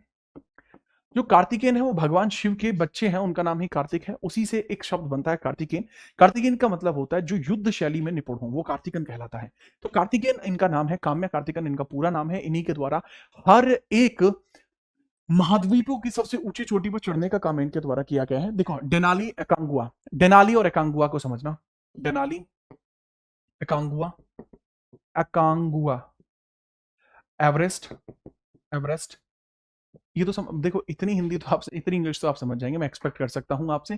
क्विस्क्यू Elbrus, Kosciuszko, Kosciuszko Elbrus, Elbrus, Kilimanjaro, Kilimanjaro, मेरे ख्याल से तो ये सारी हो गई हैं चोटी। किलीमंजारो मेरे ख्याल से तो सारी चोटी आपकी हो गई हैं बिना किसी परेशानी के, आप याद रखना, ठीक है, याद रखना। किलीमंजारो कहाँ की सबसे ऊंची चोटी है? अफ्रीका, ये तो अफ्रीका की सबसे ऊंची चोटी हो गई है ना, ऐसा ही है ना। डेनाली कहाँ की है? नॉर्थ अमेरिका की है। अबे नॉर्थ अमेरिका की तो है माउंट डेनाली। बिहार बता रहा है, बताओ। अरे भाई साहब, डेनाली नॉर्थ अमेरिका की है। साउथ अमेरिका की आपकी कौन? एकांगुआ साउथ की है, साउथ अमेरिका की है, अमेरिका की है। कॉन्टिनेंट है यार ये। एवरेस्ट ये एशिया की है, एशिया आपको देखने को मिल जाएगी। ठीक है, बुर्ज कहाँ का चलाते हो आप? और क्यों? क्यों बताऊं मैं तुम्हें? तो क्यों बताऊं मैं तुम्हें, से याद रखना, ये ऑस्ट्रेलिया की है। ठीक है, ये ऑस्ट्रेलिया की आपको देखने को मिल जाएगी, और ये यूरोप की है। एल्ब्रुश इज फ्रॉम यूरोप, ये दिस इज फ्रॉम ऑस्ट्रेलिया। इसको यूरेशिया भी कहते हैं, and this is for Europe. इन सभी को फतह करने वाली जो महिला आपको देखने को मिली है, ये कोई और नहीं है, इनका नाम ही काम्या कार्तिकेयन है। अच्छा सवाल था यार ये। 93 में मुझे बताइए, स्वामित्व योजना के तहत पीएम मोदी ने कितने प्रॉपर्टी कार्ड बांटे हैं? आपसे पूछा जा सकता है कितने प्रॉपर्टी कार्ड यहां पर बांटे हैं, कब शुरू हुई थी, ये पूछा जा सकता है। स्वामित्व योजना 24 अप्रैल सन 2020 में स्टार्ट हुई है, 24 अप्रैल सन 2020 में स्टार्ट हुई है। ठीक है, आज टीम ने अच्छे सवाल बनाए हैं, मैं टीम को भी कहना चाहूंगा कि अच्छा काम किया है आपने। 65 लाख से ज्यादा कार्ड ये बांट चुके हैं, ओवर 65 लाख, 65 लाख से अधिक कार्ड यहाँ पर ये बांटे जा चुके हैं। इसके बारे में याद रखना, 24 अप्रैल सन 2020 में ये स्टार्ट हुआ था, तो इसके बारे में थोड़ा सा यहाँ पे आप याद रख लेंगे बिना किसी परेशानी के। ठीक है, और यहाँ प्रॉपर्टी कार्ड बांटे जा रहे हैं लोगों को। ठीक है, डेनाली 94 में आप मुझे बताइए, 76वें गणतंत्र दिवस 2025 की थीम आपको क्या देखने को मिल जाएगी? जो 74वां गणतंत्र दिवस आपकी जो थीम है, उसका आपको क्या देखने को मिल जाएगा? स्वर्णिम भारत। स्वर्णिम भारत, विरासत और विकास आपको देखने को मिल जाएंगे, विरासत और विकास आपको देखने को मिल जाएंगे। प्रोवोबो सुबिंतो आपको देखने को मिल जाएंगे। चीफ गेस्ट कौन है? प्रोवोबो सुबिंतो। Chief guest प्रोवोबो सुबिंतो, प्रोवोबो सुबिंतो। प्रोवोबो सुबिंतो आपको कहां से देखने को मिल जाएंगे? प्रोवोबो सुबिंतो, सर प्रोवोबो सुबिंतो इज फ्रॉम इंडोनेशिया। ये इंडोनेशिया में आपको देखने को मिल जाएंगे। कहां बच्चे? इंडोनेशिया में आपको देखने को मिल जाएंगे। ठीक है, आगे हम बात करते हैं। 95 नंबर का सवाल है, पूछा है मैंने, आयुष वीजा का उद्देश्य क्या है? जो पर्पस होता है आयुष वीजा का, वो उद्देश्य आपको क्या देखने को मिलता है? आयुष वीजा का उद्देश्य आपको क्या देखने को मिलता है, बिना परेशानी के बताइए। देखिए, facilitating foreign nationals for Ayush medical treatment. अगर कोई विदेशी नागरिक है, वो हमारे यहाँ आयुष में ट्रीटमेंट कराना चाहता है, तो उसके लिए आयुष चिकित्सा उपचार की सुविधा मिल जाएगी। आयुष वीजा का उद्देश्य यही है। ये एक प्रकार का मेडिकल कार्ड है। आयुष योजना के थ्रू भारत के अंदर रहने वाले नागरिकों को यहाँ पर 5 लाख रुपए तक का हेल्थ में जो है वो मिल जाता है, पर फैमिली हेल्थ में रिलैक्सेशन मिल जाता है। ठीक है, अगर आप ट्रीटमेंट कराने चाहोगे तो आयुष वीजा के थ्रू जो भी ट्रीटमेंट कराने जा रहे हैं, तो उसके लिए ये योजना जो है मेरे भाई चलाई गई थी। आगे हम बात करते हैं, 96 नंबर का सवाल आपको देखने को मिल रहा है, काशी तमिल समागम KTS30 का तीसरा संस्करण किस पहल से आयोजित हुआ है? इसके बारे में मुझे बताइए। काशी पहल के बारे में आपसे पूछा गया है, ये किस नाम से हुआ है? सर यह एक भारत श्रेष्ठ भारत से इसकी शुरुआत हुई है। 96 नंबर का सवाल है। 97 नंबर का सवाल है, पूछ रहा है स्वायरल सुपर ऐप का उद्देश्य क्या है? इसके बारे में थोड़ा सा मुझे बताइए। स्वायरल ऐप का उद्देश्य आपको क्या देखने को मिल जाएगा? ठीक है, बिना किसी परेशानी के बताइए। एक मंच पर रेलवे सेवाओं को एकीकृत करना, ये स्वायरल सुपर ऐप का उद्घाटन है। तो स्वारेल सुपर ऐप है ये, इसका काम क्या है?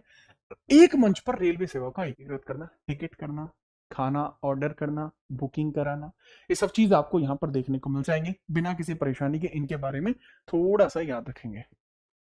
चलिए, स्टेट बैंक के द्वारा, ठीक है, अस्मिता ऋण योजना किसके लिए शुरू की गई है? स्टेट बैंक के द्वारा एक और योजना शुरू की गई थी, हर घर लखपति योजना। 2 लाख रुपए तक का लोन लिया जा सकता था 7% के इंटरेस्ट रेट पर। हर घर लखपति योजना भी इन्होंने स्टार्ट करी थी। हर घर लखपति स्कीम भी इन्होंने ही स्टार्ट करी है। और इन्होंने जो अस्मिता ऋण योजना स्टार्ट करी है, ये किसके लिए स्टार्ट करी है? स्त्री शक्ति पैकेज के अधीन आती है। इन्होंने एक स्त्री शक्ति पैकेज स्टार्ट करा था। ठीक है, और इसी स्त्री शक्ति पैकेज के अंदर आपको अस्मिता ऋण योजना देखने को मिलती है, महिला उद्यमियों के लिए है। ये महिला उद्यमियों के लिए आपको देखने को मिल जाएगी। परफेक्ट आंसर है। आगे हम बात करते हैं नए पंबन ब्रिज की लागत, जिसका उद्घाटन पीएम मोदी ने किया है। पंबन ब्रिज के बारे में बात कर रहे हैं। ठीक है, याद रखना कहां पर है, पीएम मोदी उद्घाटन कर रहे हैं।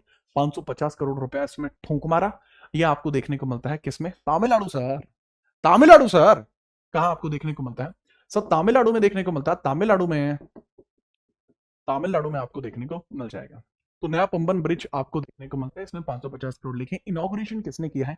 इनॉग्रेट किसने किया? इनॉग्रेट किसने किया? पीएम मोदी जी के द्वारा इनॉग्रेट किया गया है, और यह तमिलनाडु में देखने को आपको मिलता है। ठीक है, याद रखिएगा। आगे हम बात करते हैं, 100वें नंबर का सवाल है, बताइए 2024 में भारत ने अपनी रक्षा कूटनीति में एक महत्वपूर्ण मील का पत्थर चिन्हित करते हुए अपने पहले और सबसे बहुराष्ट्रीय वायु युद्ध अभ्यास की मेजबानी इस अभ्यास के नाम से करी है। उस अभ्यास का नाम आपसे पूछा जा रहा है, उस अभ्यास का नाम क्या होगा? सर, एक ऑपरेशन होता था जिसका नाम था तरंग शक्ति। उसमें हमारे यहाँ की जो तीनों सेनाएं हैं वो भाग लेती हैं, तीनों सेनाएं इसके अंदर भाग लेती हैं। उसका नाम होता है ऑपरेशन तरंग शक्ति। देखने को मिल जाता है, क्या देखने को मिल जाता है? ऑपरेशन तरंग शक्ति। देखो अब यहाँ पर सवाल हो चुके हैं आपके 100। मैं 25 क्वेश्चन का एक सेट और कराऊंगा।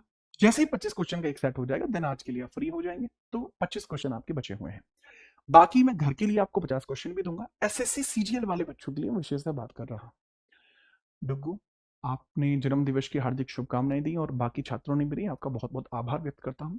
मुझे लगता है हमें 25 सवाल और अभी करने चाहिए। आप क्लास में बने और देखते हैं 25 सवाल। देखिए पंकज, मान जा बेटा मान जा बेटे I am Anix, I am back sir.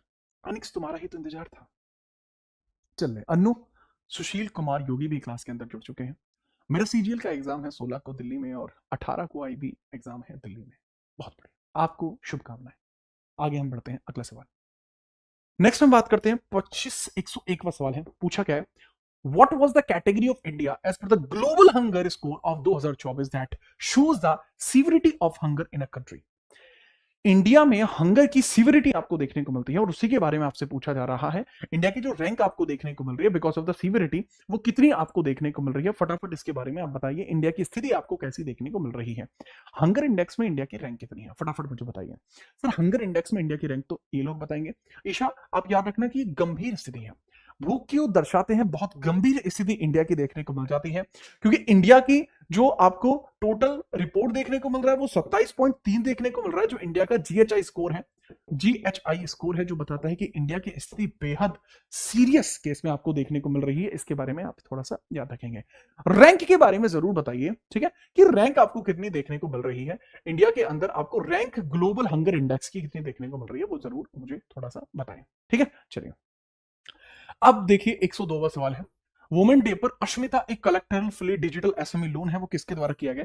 अभी अश्मिता के बारे में मैंने बताया था कि डिजिटल नारी शक्ति पैकेज की स्टार्टिंग की गई थी। याद रखना, हरगढ़ लखपति की बात की थी। करेक्ट आंसर आपको क्या देखने को मिल जाएगा? Sir, that is one and only state bank of India आपको देखने को मिल जाएगा, ठीक है। चल ठीक है, तो इसके बारे में थोड़ा सा आप याद रखेंगे, ठीक है, बिना किसी परेशानी के। अगला सवाल 103 नंबर का सवाल है। 103 वही नंबर का सवाल है। अप्रैल 2025 में इंडिया ने ट्रेड डेफिसिट किस कंट्री के साथ वाइडन कर दिया? 99.2 बिलियन का ट्रेड डेफिसिट हमने किया है। किसके साथ किया है? सर, यह चाइना के साथ हमने किया है। किसके साथ किया है? ये हमने चाइना के साथ किया है। इसके बारे में थोड़ा सा आप याद रखेंगे। हमने चाइना के साथ ये ट्रेड डेफिसिट कितना कर दिया है? 99.2 बिलियन का कर दिया है। ये ट्रेड डेफिसिट आपको देखने को मिल जाएगा, ठीक है। परफेक्ट। अभी एसबीआई पर है आप, चलो आगे आइए। चलिए यादव जी, ये बताइए 104वें नंबर का सवाल। Where was the world economic forum annual meeting held in January 2025? जनवरी 2025 में वर्ल्ड इकोनॉमिक फोरम की जो मीटिंग हुई थी वो आपको कहां देखने को मिली है? वर्ल्ड इकोनॉमिक फोरम की मीटिंग डावोस में देखने को मिली है, स्विट्जरलैंड में। ज्यादातर वर्ल्ड इकोनॉमिक फोरम की मीटिंग डावोस स्विट्जरलैंड में ही देखने को मिलती है। इसके बारे में भी याद रखिएगा, ठीक है। चलिए हम बात करते हैं 105वें नंबर का सवाल है। पूछा जा रहा है कि which of the following city is set to host the COP30 climate summit in 2025? ये आपको कहां पर होने वाली है इसके बारे में आपसे पूछ रहे हैं। यह समिट आपको कहां देखने को मिलने वाली है? सर, ये बेलेम में देखने को मिलने वाली है, ब्राजील में। तो जो COP 2025 की समिट है, COP30 है 2025, ये आपकी ब्राजील में देखने को मिलेगी।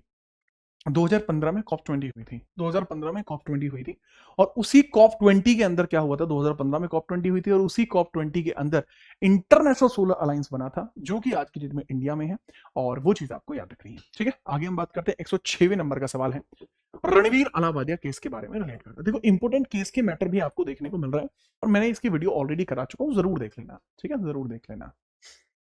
रणवीर अलाहाबादिया पर केस चल रहा है। सुप्रीम कोर्ट के द्वारा क्या किया गया था? सुप्रीम कोर्ट के द्वारा कुछ ऑर्डर्स दिए गए, वो ऑर्डर्स क्या सही हैं उसके बारे में चर्चा की जा रही है। फटाफट आपको बताना है कि कौन से ऑर्डर्स में सही है, कौन से ऑर्डर सही नहीं है।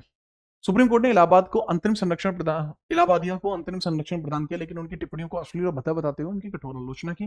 कोर्ट ने फैसला दिया कि इलाहाबादिया बिना किसी प्रतिबंध के विदेश यात्रा कर सकेंगे क्योंकि टिप्पणियां पैवॉल के पीछे की गई थी। फटाफट से बताइए इसके अंदर क्या उनको विदेश जाने की अनुमति मिली थी? फटाफट इसके बारे में मुझे आप थोड़ा सा बताएंगे, क्या उनको विदेश जाने की अनुमति मिली थी? फटाफट बताएं, बताइए। विदेश जाने की अनुमति उनको मिली थी या विदेश जाने की अनुमति उनको नहीं मिली थी? इसके बारे में चर्चा की जा रही है। चलो हम देखते हैं। जय श्री राम मास्टर जी, ये बच्चे का नाम है, बाहरी लड़का है, उंगली करोगे थप्पड़ खाओगे, इनका पूरा नाम है। बहुत बढ़िया। काफी अजीब और विचित्र नाम के साथ आप आए हैं, बस उम्मीद है कि आप सवालों के जवाब दे पाएंगे। देखो, रणवीर अलाहाबादिया का जो केस था वो कठोर और भद्दी टिप्पणियों को लेकर था। यह आर्टिकल 21 का उल्लंघन होता है, गरिमामान जीवन जीने का अधिकार। दूसरा स्टेटमेंट इसमें गलत है, विदेश जाने की यात्रा करने के लिए नहीं बोला था, विदेश के बाहर जाने के ऊपर रोक लगा दी गई थी। इसमें केवल पहला स्टेटमेंट सही देखने को आपको मिलता है, केवल पहला ही स्टेटमेंट आपको इसमें सही देखने को मिलता है, उसके बारे में थोड़ा सा याद रखेंगे, ठीक है? याद रखो बिना किसी परेशानी के। लीजिए, 2030 तक भारत का नवीकरणीय ऊर्जा लक्ष्य स्थापित करने की क्या क्षमता है, हम क्या सोच रहे हैं, हम कितना ऊर्जा हम लक्षित कर देंगे 2030 तक, भारत के अंदर जो ऊर्जा होगी वो कितनी हो जाएगी, उसके बारे में बात कर रहे हैं। 500 गीगावाट। आगे हम बात करते हैं। मार्च 2025 में इंडिया के द्वारा होस्ट किया गया था इनॉग्रल एडिशन नेवल एक्सरसाइज का, जो एम करती है enhancing maritime cooperation with African Nations. African Nations के साथ हमारे द्वारा क्या काम किया गया, अफ्रीकन के जितने भी नेशंस थे उनके साथ हमने एक मिलिट्री एक्सरसाइज करी। उस मिलिट्री एक्सरसाइज के बारे में अगर पूछा जाए तो वो मिलिट्री एक्सरसाइज का नाम क्या था? सब मिलिट्री एक्सरसाइज का नाम था अफ्रीका इंडिया की मैरीटाइम जो है इंगेजमेंट। तो अफ्रीका भारत प्रमुख समुद्री सहभागिता हमने यहाँ पर शुरू की है, जिसके बारे में आप जानेंगे कि बी आंसर इसमें परफेक्ट हो जाएगा। यही हमने यहाँ स्टार्ट करी है। सवाल नंबर 109 पूछा गया है, 2024 में जम्मू और कश्मीर विधानसभा चुनावों के बाद उप मुख्यमंत्री के रूप में किसे नियुक्त किया गया और वह किस राजनीतिक दल का प्रतिनिधित्व करते हैं, उसके बारे में आपसे पूछा जा रहा है। कृपया करके बताइए, बिना किसी परेशानी के थोड़ा सा बता दीजिए, बिना किसी परेशानी के, ठीक है? चलो बात करते हैं। देखिए, यहां पहले ये मुझे बताओ सीएम कौन अपॉइंट हुए हैं? जम्मू कश्मीर के नए सीएम कौन अपॉइंट हुए हैं? That is Sheikh Abdullah. हाँ, अच्छा। अच्छा, मुझे बताइए, डेप्यूटी तो चलो मैं बता दूंगा। अब जो जम्मू एंड कश्मीर के जो सीएम हुए हैं उनका नाम मुझे बताइए। जो डेप्यूटी सीएम है दैट इज सुरेंद्र कुमार चौधरी हैं, जो Jammu Kashmir national conference JKNC से रिलेट करते हैं। लेकिन अगर मैं आपसे पूछूं कि बच्चे मुझे यहाँ बताइए, सुरेंद्र चौधरी हैं, अरे कांग्रेस से थोड़ी है यार, गुलाम अहमद मीर भी नहीं है, रविंद्र रैना भी नहीं है, बीजेपी को कहाँ मिला है मौका? मैंने पूछा है कि यहाँ पर आपको सीएम कौन देखने को मिलता है, दैट इज उमर अब्दुल्ला, ठीक है? याद रखना। 110 की हम बात करते हैं, 110वां सवाल। फॉर्म फ्रॉम 10 से 14 जनवरी 2025 in which city did India host annual conference of the international institute of administrative sciences? Indian institute of administrative sciences के लिए जो मीटिंग आपकी हेल्ड की गई है, वो मीटिंग कहां पर हेल्ड की गई है, किसके द्वारा? सर इनको तो आप जानते हैं, इनको आज की डेट में जितेंद्र सिंह को कौन नहीं जानता, डीओपीटी के जो मिनिस्टर हेड है इनको कौन नहीं जानता आज की डेट में। और सीजीएल की तैयारी कर रहा हर एक बच्चा जितेंद्र सिंह जी को जानता है। न्यू दिल्ली के अंदर समिट हेड होती है और जिसके अंदर अंतरराष्ट्रीय प्रशासनिक विज्ञान संस्थान आपको देखने को मिला है। करेक्ट आंसर इसके बारे में याद रखिएगा। 41वें नंबर का सवाल ये रहा, 41 नहीं है सॉरी, 111 नंबर का है ना। 111 नंबर का सवाल। जनवरी 2025 में किस देश ने G7 की अध्यक्षता संभाली है, इसके बारे में मुझे बताइए। G7 की अध्यक्षता जो संभाली है वो कनाडा ने संभाली है 2025 में, 2025 में कनाडा ने संभाली है। अगर हम बात करें G7 के अंदर जो मेंबर्स देखने को मिलते हैं, Canada, UK, European Union, Germany, Italy, Japan, France, USA, major country साथ ही देखने को मिलते हैं, साथ में यूरोपियन यूनियन अलग से आपको देखने को मिलती है, ठीक है? चलिए, 112वें नंबर का सवाल है। जनवरी 2025 में 18वें प्रवासी भारतीय दिवस सम्मेलन की मेजबानी किस शहर में हुई थी? मैं ऑलरेडी बता चुका हूँ कि यहाँ पर आपको ट्रिनिडाद एंड टोबैगो के जो पीएम है वो वहां पर आए थे। और अगर हम बात करें इसका जो आयोजन हुआ था कहाँ पर हुआ था, हर कोई जानता है, that is at Bhubaneswar, Orissa में हुआ था। आगे हम बात करते हैं, 113 नंबर का सवाल है। मार्च 2025 में भारतीय सरकार ने अतिरिक्त खर्च के लिए संसदीय मंजूरी मांगी, किस क्षेत्र के लिए अविकसित क्षेत्रों में नेटवर्क को उन्नत करने के लिए धन आवंटित किया गया है? किस क्षेत्र में यह धन आवंटित की जो मात्रा है काफी अच्छी खासी रखी गई है, ठीक है? Upgrading network. देखो, ऐसे एरिया जहां नेटवर्क नहीं पहुंच पा रहा है वहां में नेटवर्क पहुंचाना है, हम किसके लिए पैसा खर्च करेंगे? सर हम किसके लिए पैसा खर्च करेंगे उसके बारे में याद रखना कि सर हम टेली कम्युनिकेशन यानी दूर संचार के ऊपर पैसा खर्च करेंगे। 114वें क्वेश्चन की बात करते हैं, पूछा जा रहा है which country ranked fourth in the human development report? Human development report के अंदर फोर्थ नंबर पर कौन पहुंचा है, इसके बारे में आप मुझे बताइए, बिना किसी परेशानी के बताइए। 20 रुपए का अतिरिक्त योगदान आते हुए अभी चढ़ावा गया है 20 और रुपए का, और ये किसके द्वारा गया है? धर्मेंद्र गुप्ता जी। यार आप तो देखे देखे से लग रहे हो ऑफलाइन के स्टूडेंट हो क्या धर्मेंद्र आप? ऐसा लग रहा है जैसे आप ऑफलाइन में पढ़ते हो। ऑफलाइन में आज समोसे बेल दिए क्या? क्या रे? ठीक है, आगे हम बात करते हैं। आगे देखिए, देखो रिमोट एरियाज के, अच्छा यहाँ डेनमार्क आपको देखने को मिल जाएगा। अच्छा एचडीआई में इंडिया की रैंक कितनी है, इंडिया की रैंक आपको कितनी देखने को मिल जाएगी, इंडिया की रैंक कितनी आपको देखने को मिल जाएगी, ह्यूमन डेवलपमेंट की बात की जा रही है, ह्यूमन डेवलपमेंट की बात की जा रही है, इंडिया की रैंक कितनी आपको देखने को मिल रही है, ये भी मुझे थोड़ा सा बताइए। ह्यूमन डेवलपमेंट, देखो ह्यूमन डेवलपमेंट जो रिपोर्ट है, जब 1998 में इसके ऊपर काम चल रहा था, तो उसमें आपको देखने को मिलता है कि इंडिया की तरफ से अमर्त्य सेन जी का एक बहुत ही महत्वपूर्ण योगदान आपको देखने को मिल जाएगा, एक बहुत ही महत्वपूर्ण योगदान आपको देखने को मिल जाएगा, इसके बारे में भी आप याद रखना थोड़ा सा। Human development report 2025 rank of India and topper, इसके बारे में फटाफट से मुझे बताएंगे बिना किसी परेशानी के। इंडिया की जो रिपोर्ट है, इंडिया का स्कोर बहुत बेकार था, 0.685 था इंडिया का जो स्कोर था, और इंडिया की रैंक 130 थी, स्कोर 685 था, 0.685 का स्कोर था,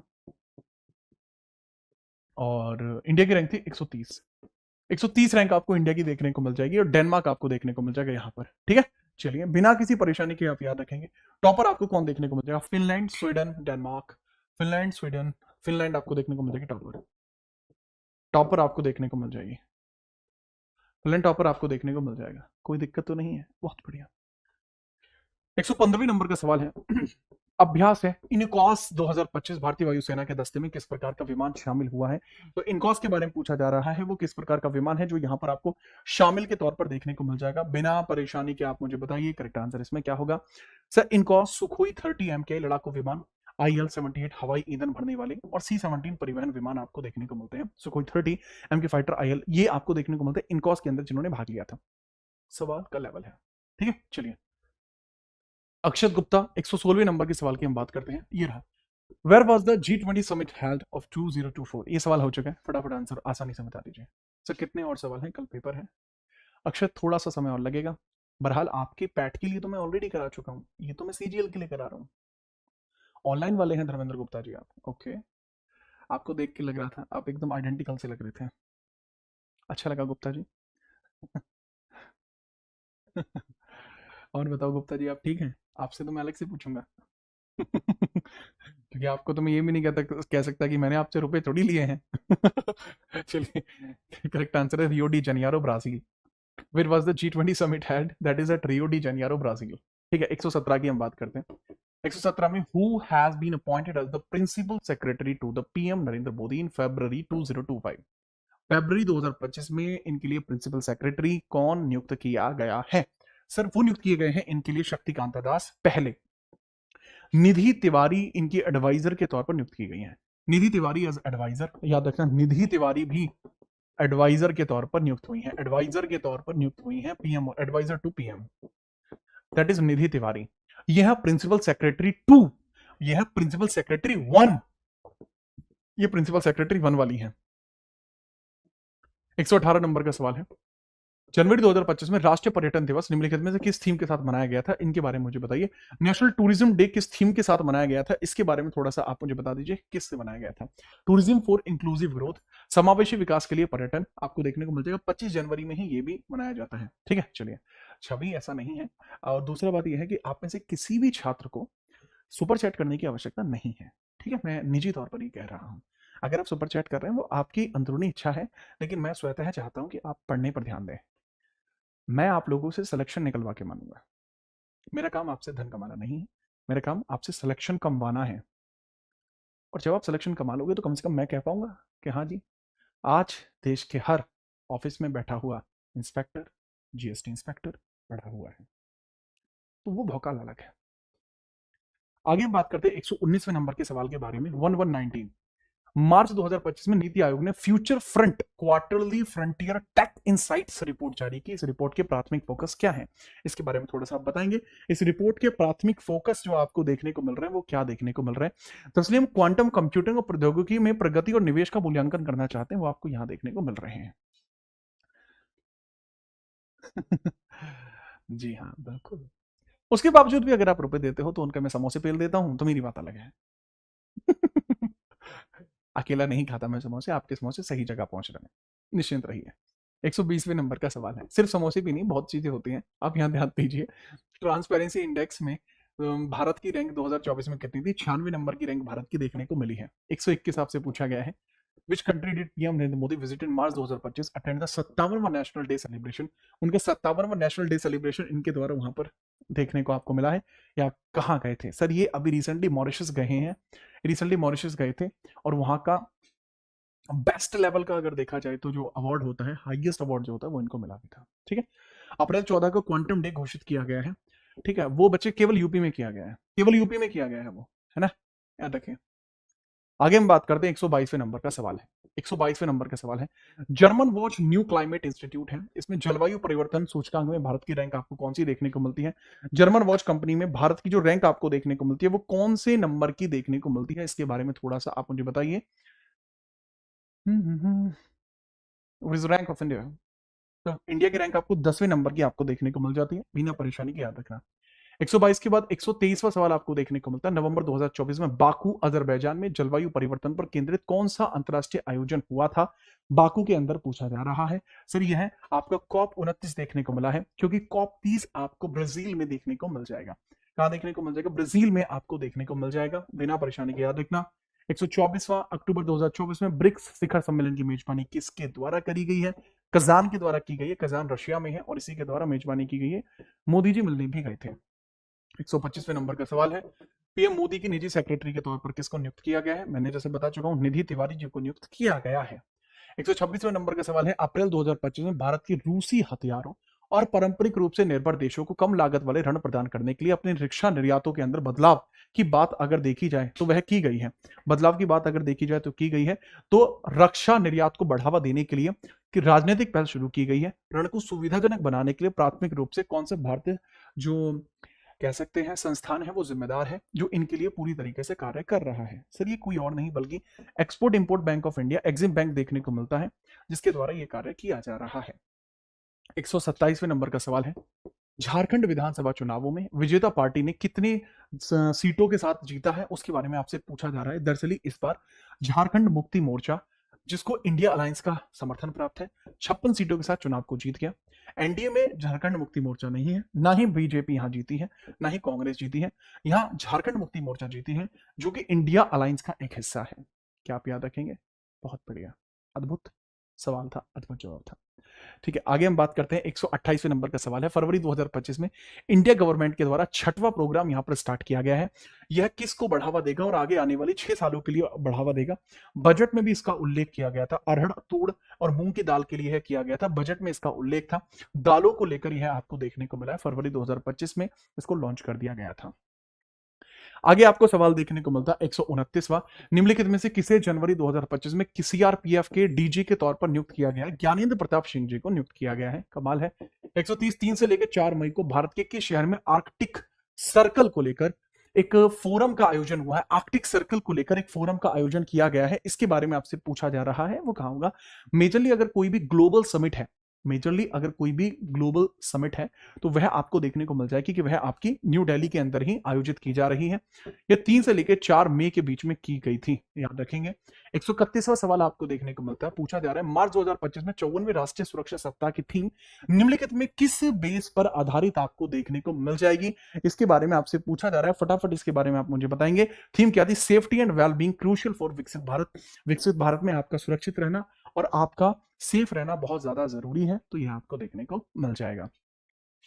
132वां सवाल आपको देखने को मिलता है, निम्नलिखित में से किसे दिसंबर 2024 में राष्ट्रीय मानवाधिकार आयोग के नए अध्यक्ष के तौर पर चुन लिया गया है? जो हमें देखने को मिलता है, बना कब था ये? सर यह आपको देखने को मिल जाएगा, ये वी रामा सुब्रमण्यम आपको देखने को मिलते हैं। 1993 के अंदर नेशनल ह्यूमन राइट कमीशन आपका बना था, इसके अंदर 13 मेंबर्स देखने को मिलते हैं। कई बार पूछ लिया जाता है इसमें मेंबर्स की संख्या क्या है, और जो रिटायर्ड जज होते हैं सुप्रीम कोर्ट के, सुप्रीम कोर्ट जज होते हैं, वही इनके स्थान पर बैठते हैं। ठीक है, याद रखिएगा। 133वें नंबर का सवाल है, 28 फरवरी को मनाए गए राष्ट्रीय विज्ञान दिवस की थीम निम्नलिखित में से कौन सी आपको देखने को मिल जाएगी? इनके बारे में बताइए। Theme empowering Indian youth for the global leadership in science innovation for विकसित भारत।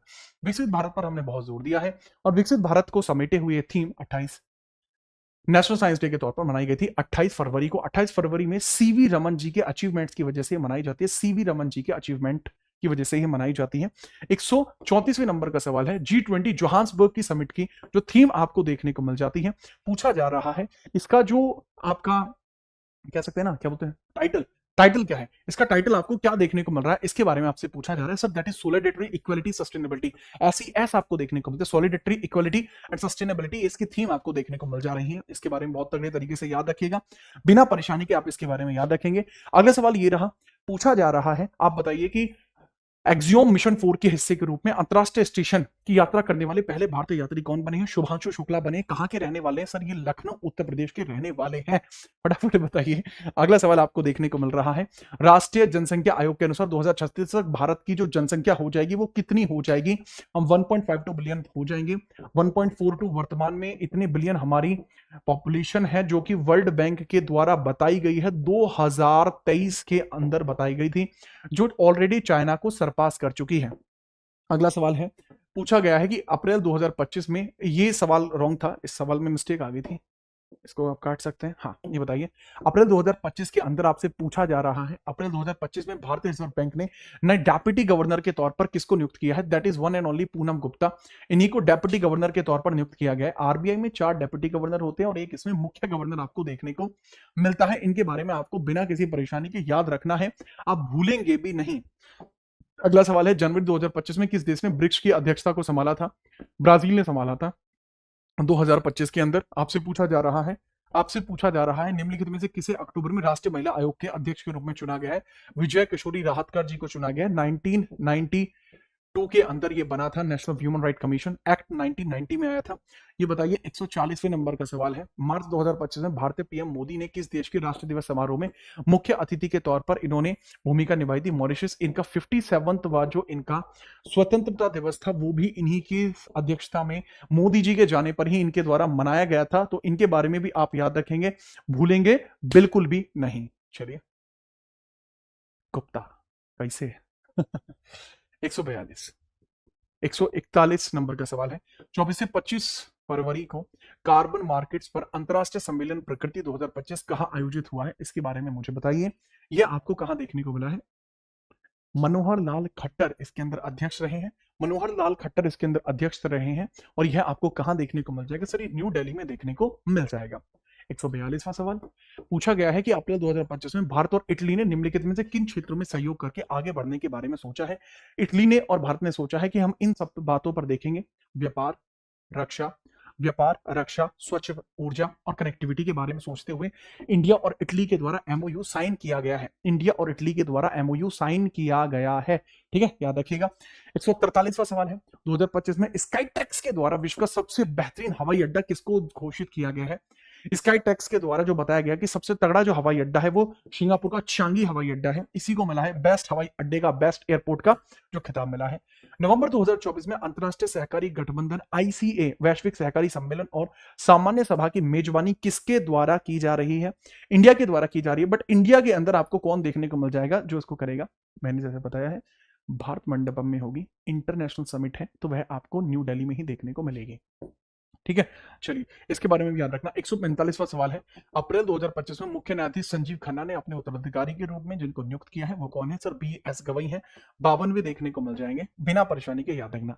आर्टिकल 124 के थ्रू इनकी अपॉइंटमेंट देखने को मिलती है, 124 आर्टिकल के थ्रू अपॉइंटमेंट देखने को मिलती है। दूसरे में बताया गया कि प्रेसिडेंट इनकी अपॉइंटमेंट करता है कॉलेजियम से, कॉलेजियम 1993 में बना था। आगे हम बात करते हैं, 146वां सवाल पूछा गया है, what was the name of India's humanitarian mission to provide assistant to Myanmar?